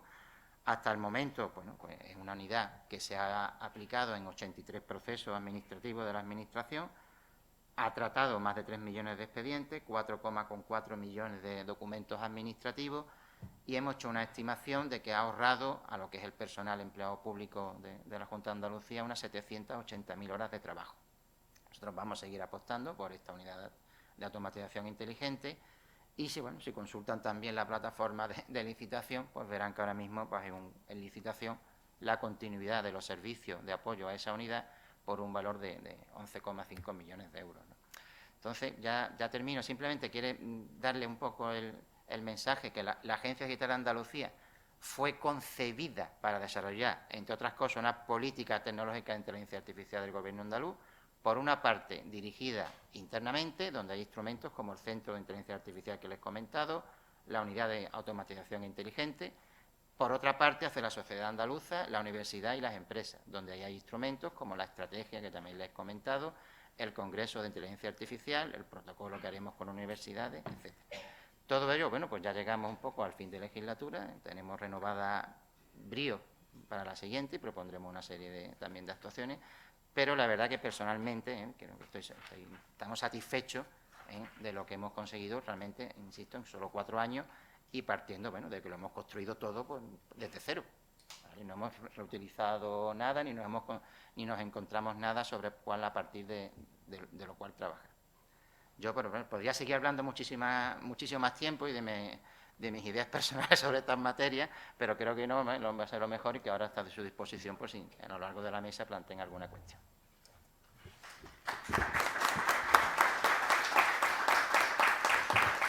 Muy bien.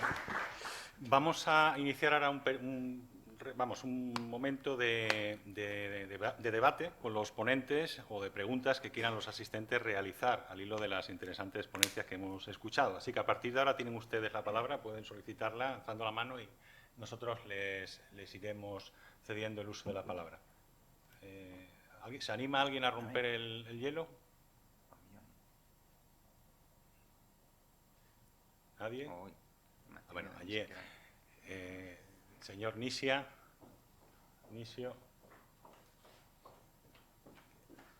Les agradecería que se presentasen para aquellos que no les conozcan. Es técnico de la Administración aquí en Andalucía, precisamente, y doctorando también en la Universidad de Sevilla, en la Facultad de Derecho. Muy buenos días a todos.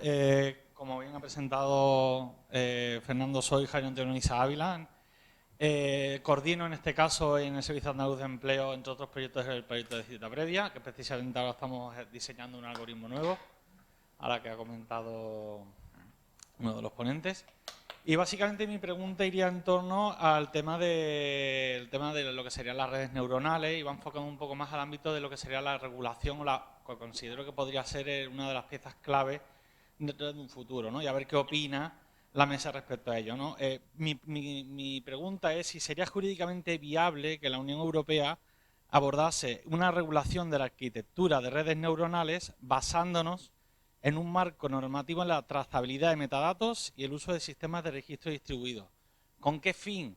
Con el fin de usar sistemas de smart contracts para que haya sistemas de gobernanza automatizada y que haya un control un poquito más transversal a la hora de poner en producción todos estos sistemas de tipo ChatGPT, tipo Copilot, tipo, en fin, todos estos sistemas me da igual que sea el LLM o que sea cualquier otro sistema distinto de arquitectura de redes neuronales, pero que básicamente esa falta de transparencia en su diseño de algoritmos creo que sería conveniente regularlo. No sé qué opina la mesa respecto a ello. Muchas gracias.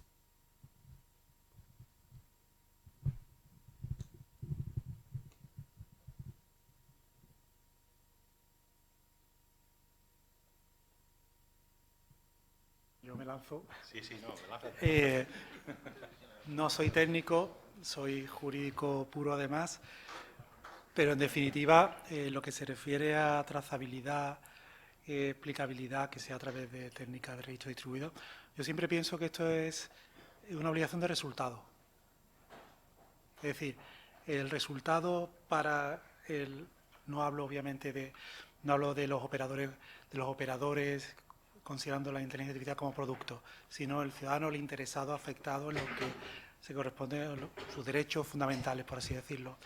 Si le permite conocer lo suficiente para cuestionar la decisión, conocer lo suficiente para impugnarla, bueno, pues supongo que sí, pero técnicamente no sé qué supone desde esa perspectiva. Por tanto, no sé qué aporta desde el punto de vista de registro distribuido a las redes neuronales su capacidad de ser explicado en una decisión concreta, por ejemplo, o en la inferencia realizada.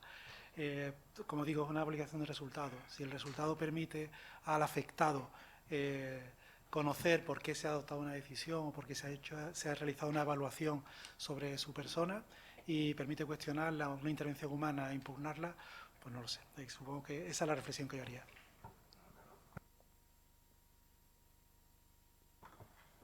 O sea, yo creo que en realidad ya está regulado. Quiero decir que los requisitos 4 y 5 del Reglamento de Inteligencia Artificial, el 4 que se refiere a transparencia y el 5 que se refiere a transparencia, incluyendo explicabilidad también de los algoritmos, y el requisito 5 que tiene más que ver con no discriminación, con diversidad y tal, esos dos requisitos de alguna forma cubren la obligación de que cualquier sistema de inteligencia artificial y la gobernanza de ese sistema tienen que estar cubiertos por estos requisitos. O sea que yo creo que no es necesaria una regulación adicional. Otra cuestión es cómo eso se implementa, ¿no? Y cómo se implementa un sistema de supervisión de esos requerimientos, ¿no? De cómo los sistemas de IA cumplen con esos requerimientos. Yo tengo doble formación porque yo soy ingeniero de teleco y soy licenciado en Derecho también. Y entonces estas cuestiones que están en terreno de nadie, por así decirlo, que están entre dos aguas, son muy controvertidas, pero yo creo que tampoco es positiva una sobreregulación. Quiero decir que ya tenemos un marco de funcionamiento que es el reglamento de IA, y yo creo que sobre la base de ese reglamento, que es un marco jurídico muy interesante y muy amplio, es verdad que no es muy específico, pero porque tampoco puede serlo. Y yo hago notar, además, que en una tecnología que evoluciona tan rápidamente como la IA, tener marcos jurídicos muy específicos y muy deterministas es muy complicado porque en un mes va a estar obsoleto o va a tener que ser ampliamente modificado y adaptado. Por tanto, yo creo que el marco es positivo. Ahora, lo que sí que es verdad que tenemos que desarrollar son sistemas de supervisión adecuados a las nuevas necesidades y a este tipo de desarrollos tecnológicos. Hay una palabra que se ha pedido antes por parte de Pablo Bioyer, de la Universidad Central de Chile. Hola, buenos días. Yo quería destacar el anuncio de esta creación de un repositorio de algoritmos públicos de Andalucía.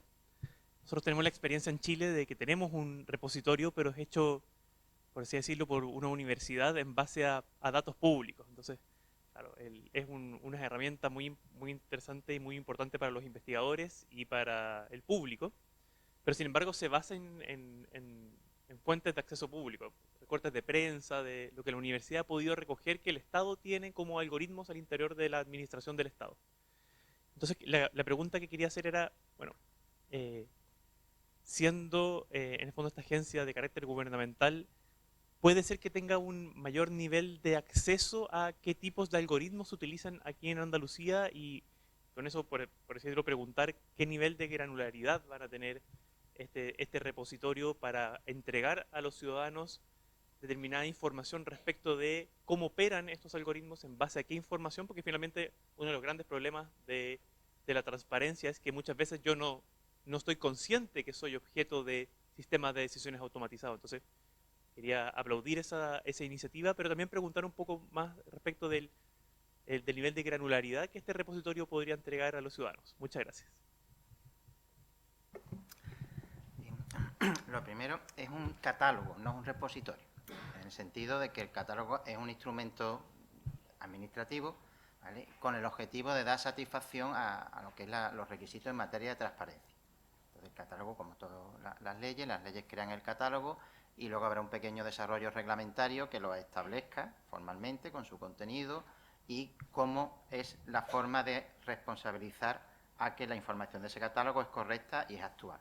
Porque aquí intervenimos tanto la parte tecnológica, pero también intervienen los responsables, etcétera, etcétera. En cuanto a la granularidad, por mi parte, personalmente, la mayor que me sea posible. ¿Vale? Pero ya eso lo desarrollaremos en su momento. ¿Vale? Pero en principio no es un instrumento concebido para la comunidad investigadora, sino para la ciudadanía. ¿Vale? Y no necesariamente vinculado a la toma de decisiones automatizadas. Hay muchos algoritmos de interés que no se están vinculados a la toma de decisiones automatizadas, sino son a efectos informativos o de otro tipo de cuestiones. En ese aspecto, pues sí vamos a tener una concepción bastante inclusiva. ¿Vale? Entonces, con eso lo que nos, por decirlo, lo que nos intentamos ver es que nos evitemos que lo que ha sucedido con el bono social eléctrico, ¿no?, que los ciudadanos tienen que ir hasta el Tribunal Supremo para conocer los detalles de esa implementación. Por cierto, que hay un algoritmo que no hay nada de inteligencia artificial. Lo que pasa es que también la prensa eso lo ha publicado de una manera, no, eso es totalmente determinista, ¿no? Entonces, esa es la idea que tenemos del catálogo y ya digo que nuestra voluntad es que sea lo más, con el mayor nivel de desagregación posible. Pero ya veremos un poco en el sentido que el problema de este tipo de instrumentos de los catálogos es el coste que tiene y el esfuerzo, la dificultad de mantenerlo actualizado. Porque si un catálogo como instrumento administrativo queda desactualizado, pues rápidamente pierde vigencia. Entonces, yo personalmente prefiero tener algo más modesto, pero que sea capaz de mantener y actualizar y dar cuenta del mismo, a no ser excesivamente ambicioso y que luego empecemos a recibir quejas. Oye, mire usted, esto no es así, esto caducó, esto ya nadie... Entonces, es algo que tenemos en estudio. Sí. ¿Alguna intervención más? Sí. Adelante, por favor.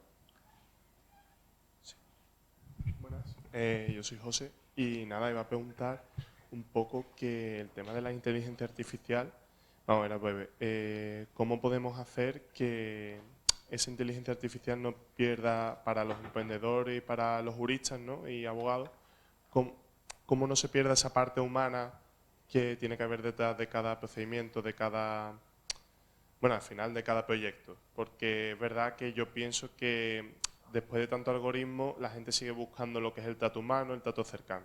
Gracias.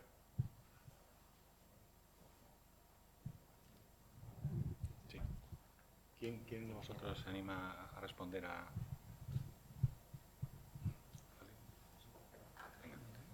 Bueno, yo diría que la experiencia de este último año, año y medio, donde hemos empezado a ver la utilización de inteligencia artificial en el sector jurídico, ya ha revelado algunos elementos que requieren y que demuestran la necesidad de que el humano mantenga un control y una supervisión sobre la producción del trabajo jurídico. Creo, por otro lado, que a lo largo de la semana habrá una reflexión específica sobre este tema y creo que será muy interesante. Es evidente que el sector jurídico es un sector que por su naturaleza, por todos los aspectos de gestión procedimental, por todos los aspectos de gestión de datos, por la necesidad de acceder a repositorios de conocimiento, se presta muchísimo a la utilización de herramientas de inteligencia artificial, pero también es cierto que se presta también al abuso y esto yo creo que todos los juristas que utilizamos herramientas de inteligencia artificial tenemos que tenerlo muy presente. En Italia es muy raro que un juez condene a un actor a costas. En ciertas ocasiones ha habido recientemente una decisión muy significativa con una sanción económica hacia el letrado de la parte actora, justamente porque el juez ha relevado un abuso escandaloso de la inteligencia artificial en la redacción de los documentos de la defensa de la parte, sin realmente un mínimo control de calidad respecto al resultado, y creo que esto se va a cargar la dignidad profesional de muchos juristas si no tienen cuidado con ello. Ahora, es evidente que es un elemento que contribuye a la productividad de cualquier despacho y ninguno va a querer renunciar a ello. Es interesante conectar esto con la evolución que estamos notando respecto a el impacto sobre el mercado del trabajo.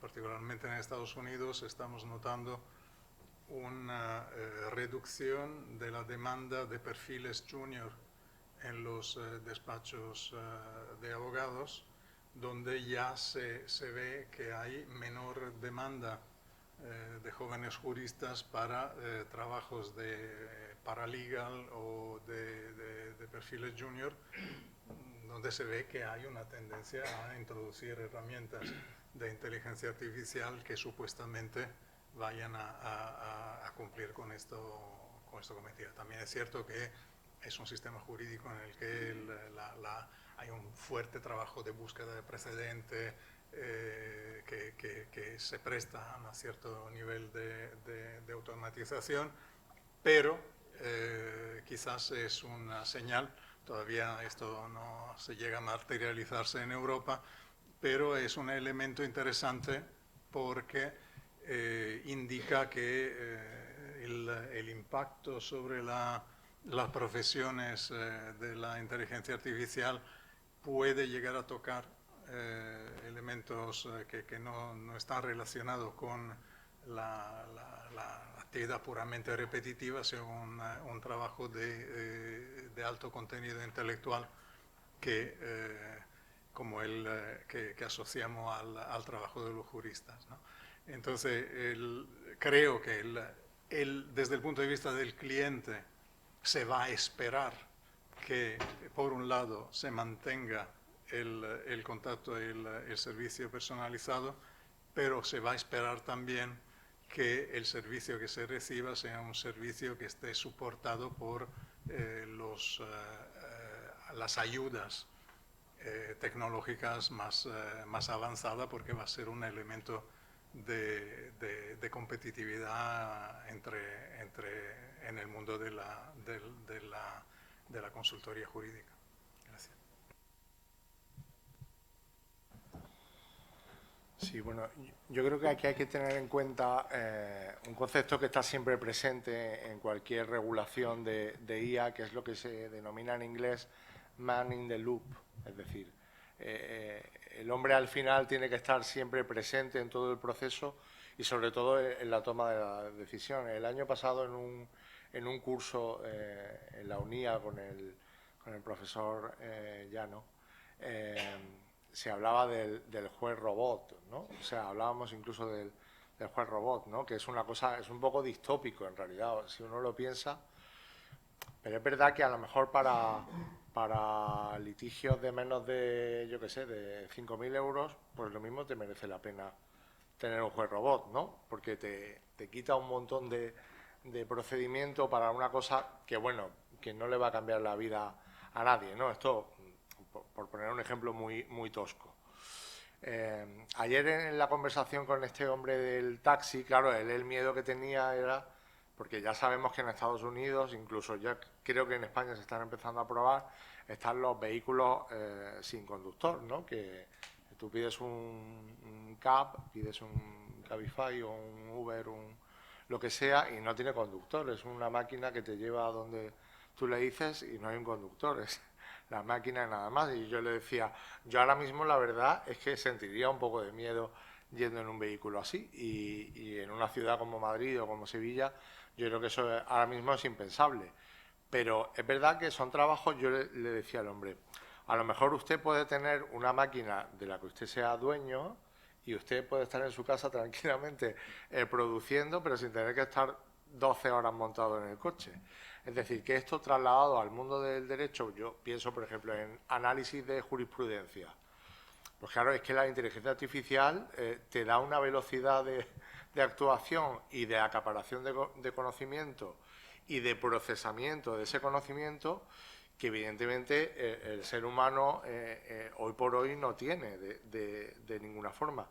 Es decir, que yo creo que hay parcelas que se pueden automatizar y que no está mal automatizarlas, siempre que tengamos en cuenta este concepto de man in the loop. Es decir, yo creo que el hombre tiene que supervisar todo el procedimiento, el hombre y la mujer, y tiene que tomar la última decisión. Y tiene que haber mecanismos de garantía de que no se vulneran los derechos fundamentales, de que no hay un sesgo que vulnere derechos fundamentales. Es decir, esto es muy importante, pero yo creo que también sería del género tonto, por decirlo claramente, renunciar a todas las ventajas que la IA nos puede conceder. Y es lo que yo digo, o sea, este concepto del juez robot me parece que es como muy distópico, pero a la vez muy claro, ¿no? Porque te ofrece que hay posibilidades para ciertas parcelas que sean automatizadas, siempre que se garantice la protección de los derechos fundamentales y que no haya una vulneración de derechos.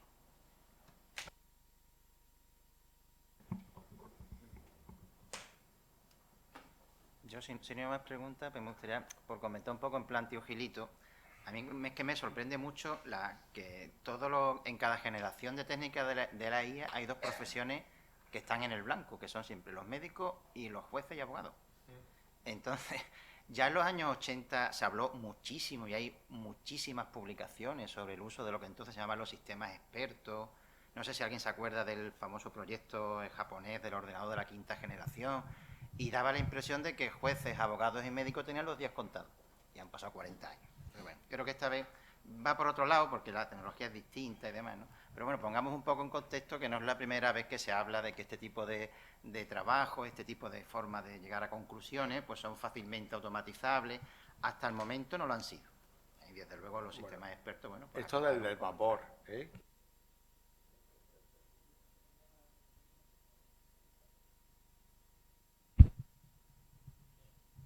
Sí, adelante. La profesora Carmen Vida, del Departamento de Derecho Civil de la Universidad de Sevilla. Buenos días, muchísimas gracias por la magnífica mesa que hemos montado y este lugar de debate y de encuentro que siempre es constructivo. Yo, al albur de lo que decía el subdirector de innovación, me ha llamado la atención porque él ha comenzado su conversación indicando que habrá algo que nunca tendrá la inteligencia artificial, que es el alma, ¿no? Y al final, ahora venimos a concluir que siempre parece que se enfoca siempre en profesiones o en oficios, como esta de este arduo oficio de robar justicia para los juristas o para los jueces, abogados o médicos. Pero lo cierto y verdad, ya lo decía Ángel Osorio, ¿no? Que el alma de la toga, ¿no? Es que nunca tendrá alma, ¿no? Y falta en el discurso.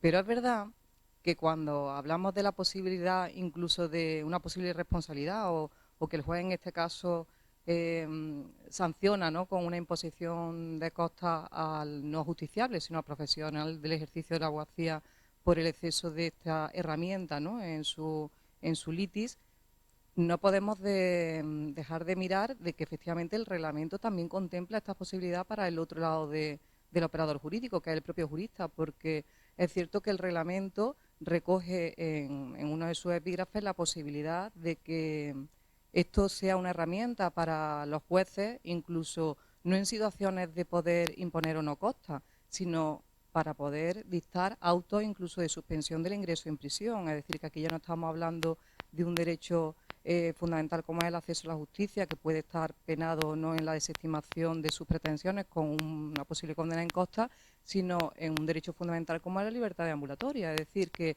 alguien pueda ver en un momento dado verse privado de la libertad, pues porque el suspenso del ingreso en prisión, más allá de los requisitos que hasta ahora establece la propia ley de enjuiciamiento criminal, se pueda ver alterado por la interpretación de la inteligencia artificial como recurso que pueda utilizar, en este caso, el propio juez para dictar el auto.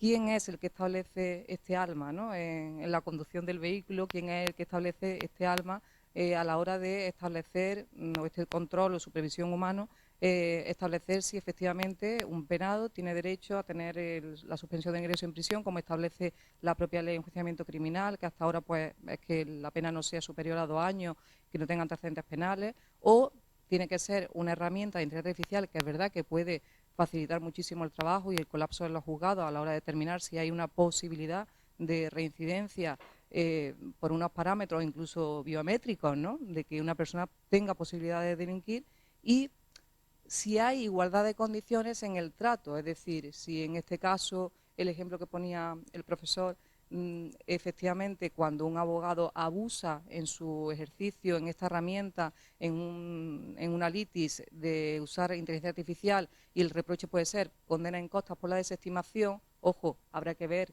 si él responderá frente a su cliente por responsabilidad civil por no haber utilizado su criterio jurídico, sino haber hecho un abuso, en este caso de la inteligencia artificial, pero ¿quién responde frente al penado en caso de que la IA sea la que dicte una resolución que pueda, ojo, privar a una persona incluso de la posibilidad de tener una libertad condicional?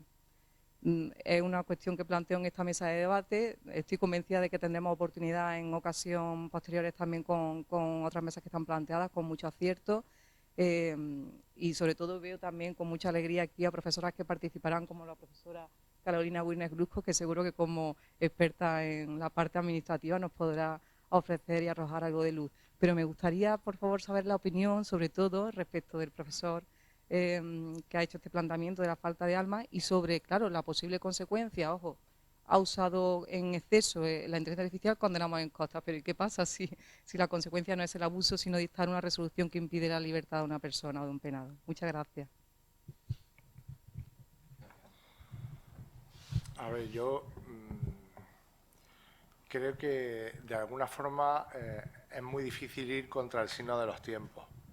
O sea, quiero decir que hace 5 años, muy probablemente, nos llevaríamos las manos a la cabeza si algún estudiante de grado o de máster nos presenta un trabajo en el que ha utilizado la IA para tener ideas o para que le sirva como esquema inicial.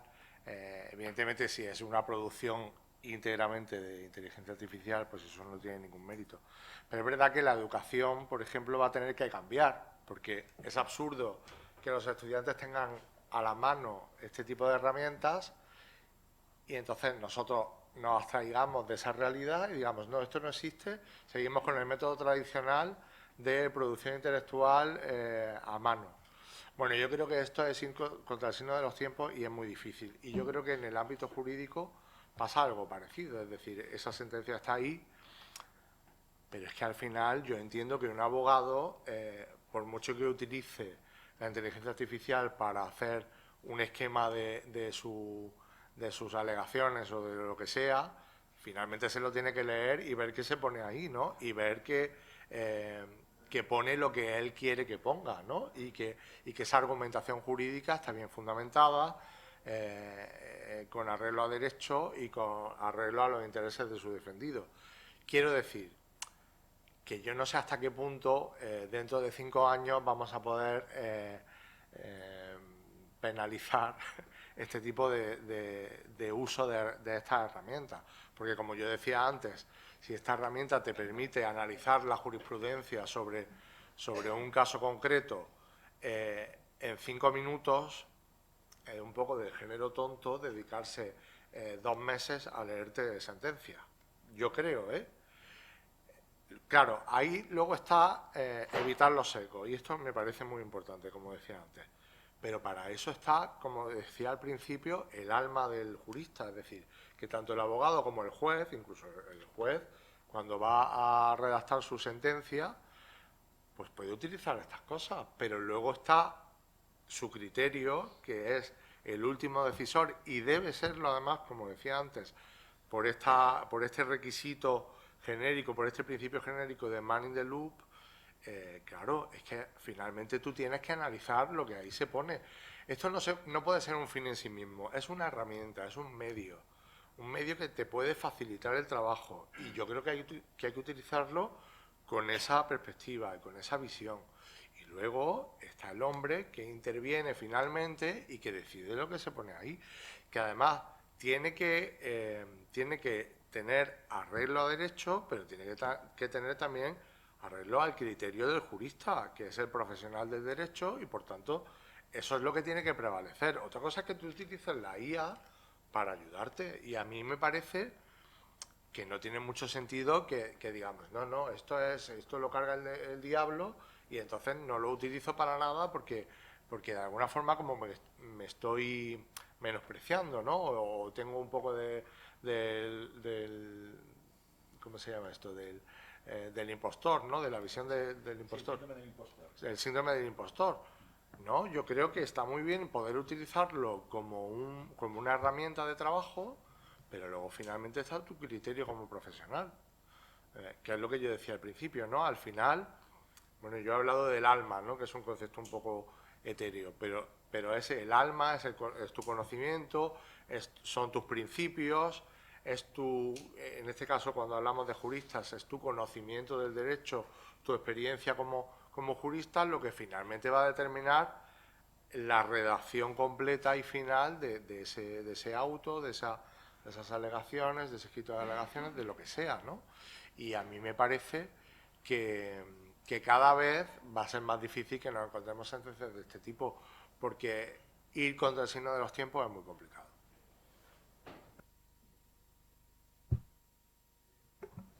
Mira, la tuya me parece una pregunta muy peligrosa, en el sentido de que abre un melón en el que nos mantendría aquí por lo menos otra semana. Pero no me puedo resistir. Ahí hay dos vertientes sobre que me gustaría decir algo. El primero es, en el contexto regulatorio europeo, el equilibrio entre gestión de riesgo ex ante, que es un poco la filosofía que utiliza el reglamento de inteligencia artificial, y la atribución de responsabilidad ex post. Y es ahí donde probablemente es un contexto regulatorio donde todavía no tenemos muy asentado el criterio, Tú sabes que la Comisión ha retirado una propuesta respecto al régimen de responsabilidad para los sistemas de inteligencia artificial, y ahí evidentemente todavía no hay un consenso político a nivel social sobre la necesidad de una intervención legislativa a este respecto. Yo personalmente tengo mi opinión y mis ideas, pero bueno, ya veremos cómo esto se va asentando.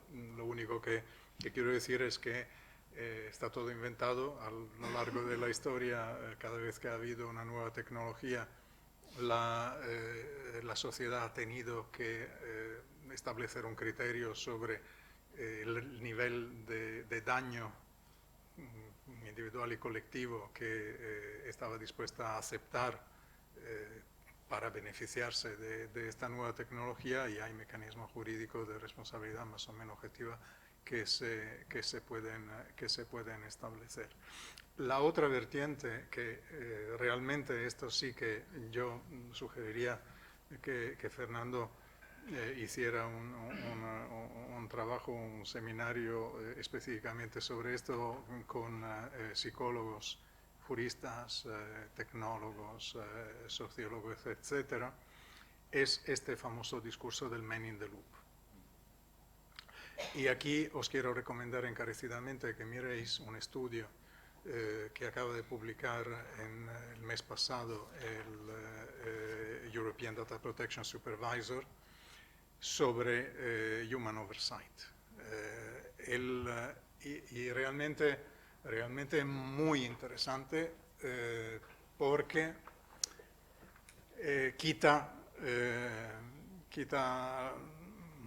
muchos prejuicios que están basados, que tenemos todos a la hora de utilizar este concepto del man in the loop. Damos por supuesto que la introducción de un humano en el proceso de por sí sea garantía de que haya una supervisión efectiva, una asunción de responsabilidad, una capacidad de análisis y evaluación del resultado de lo que propone la inteligencia artificial, y este estudio deja claro que no es así. Es decir, las condiciones para que el man in the loop sirva de algo son muchas y complejas y requieren un estudio muy cuidadoso de caso por caso, porque si no, el resultado es que paradójicamente vamos a utilizar un taparrabo, pero realmente sin conseguir el objetivo real. Nosotros hace ya algún tiempo hicimos un estudio sobre la utilización de herramientas de inteligencia artificial en Cataluña, en el sistema judicial, para la concesión para la evaluación de solicitud de beneficios penitenciarios. Y llegamos a conclusiones bastante preocupantes sobre la capacidad psicológica del humano de resistirse respecto a lo que el sistema te recomienda, con todos los sesgos que el sistema pueda también acarrear, basándose en los datos sobre el que ha sido entrenado, ¿no?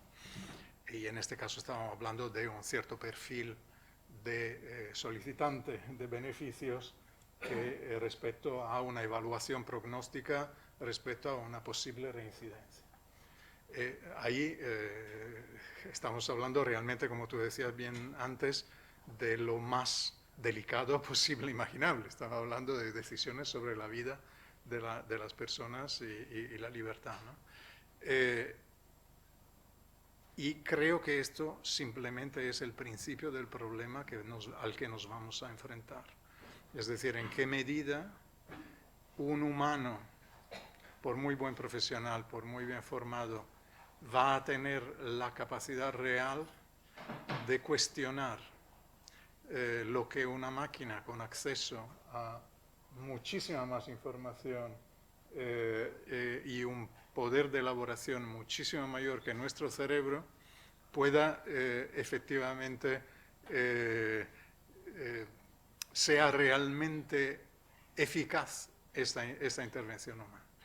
Creo que esto es uno de los puntos centrales en los que nos vamos a tener que fijar, porque si no vamos a construir toda nuestra arquitectura normativa alrededor de un concepto como el de la intervención humana en the loop, cuando realmente no nos estamos fijando en cuáles son las condiciones para que esta presencia, esta intervención, esta actuación del humano sea realmente eficaz y útil para garantizar un resultado justo y ético. Al hilo yo creo que un poco se ha expresado todo. Yo creo sinceramente que los sistemas de inteligencia artificial, el humano es la parte más débil del sistema, es decir, a priori. ¿Por qué digo eso? Porque, y empiezo por el final, no tiene sentido que intervenga un humano si no tiene conocimiento de inteligencia artificial y no tiene conocimiento profundo de la herramienta que está utilizando. Ahí hay un estudio muy curioso, muy profundo de la Universidad de Valencia precisamente sobre el sistema RISC-CAMBI y Biogen, y me llamó la atención que no se refería precisamente a la interpretación de la salida, no se refería a cómo se apartaba el usuario, por así decirlo, del resultado que da el sistema, de la inferencia, sino de la debilidad que suponía la pregunta. Es decir, cuando el funcionario estaba tomando declaración a la mujer, cómo grababa los datos, teniéndose que se había considerado adecuado no grabar por datos de sí o no, sino, digamos, en prosa, por entendernos, con un relato, tenía mucho impacto en la inferencia, mucho impacto. Entonces, si el funcionario está formado en el uso específico de la herramienta a la hora de rellenar esos datos, no deja de ser una debilidad del sistema. Por eso hay autores, hay un trabajo muy interesante de Laskoff que consideraba que la intervención humana es un riesgo y debe estar en la evaluación de impacto, en la protección de derechos fundamentales y en la protección de datos. Por tanto, conocimiento de inteligencia artificial, conocimiento profundo de la herramienta y ser consciente de que el humano es un riesgo.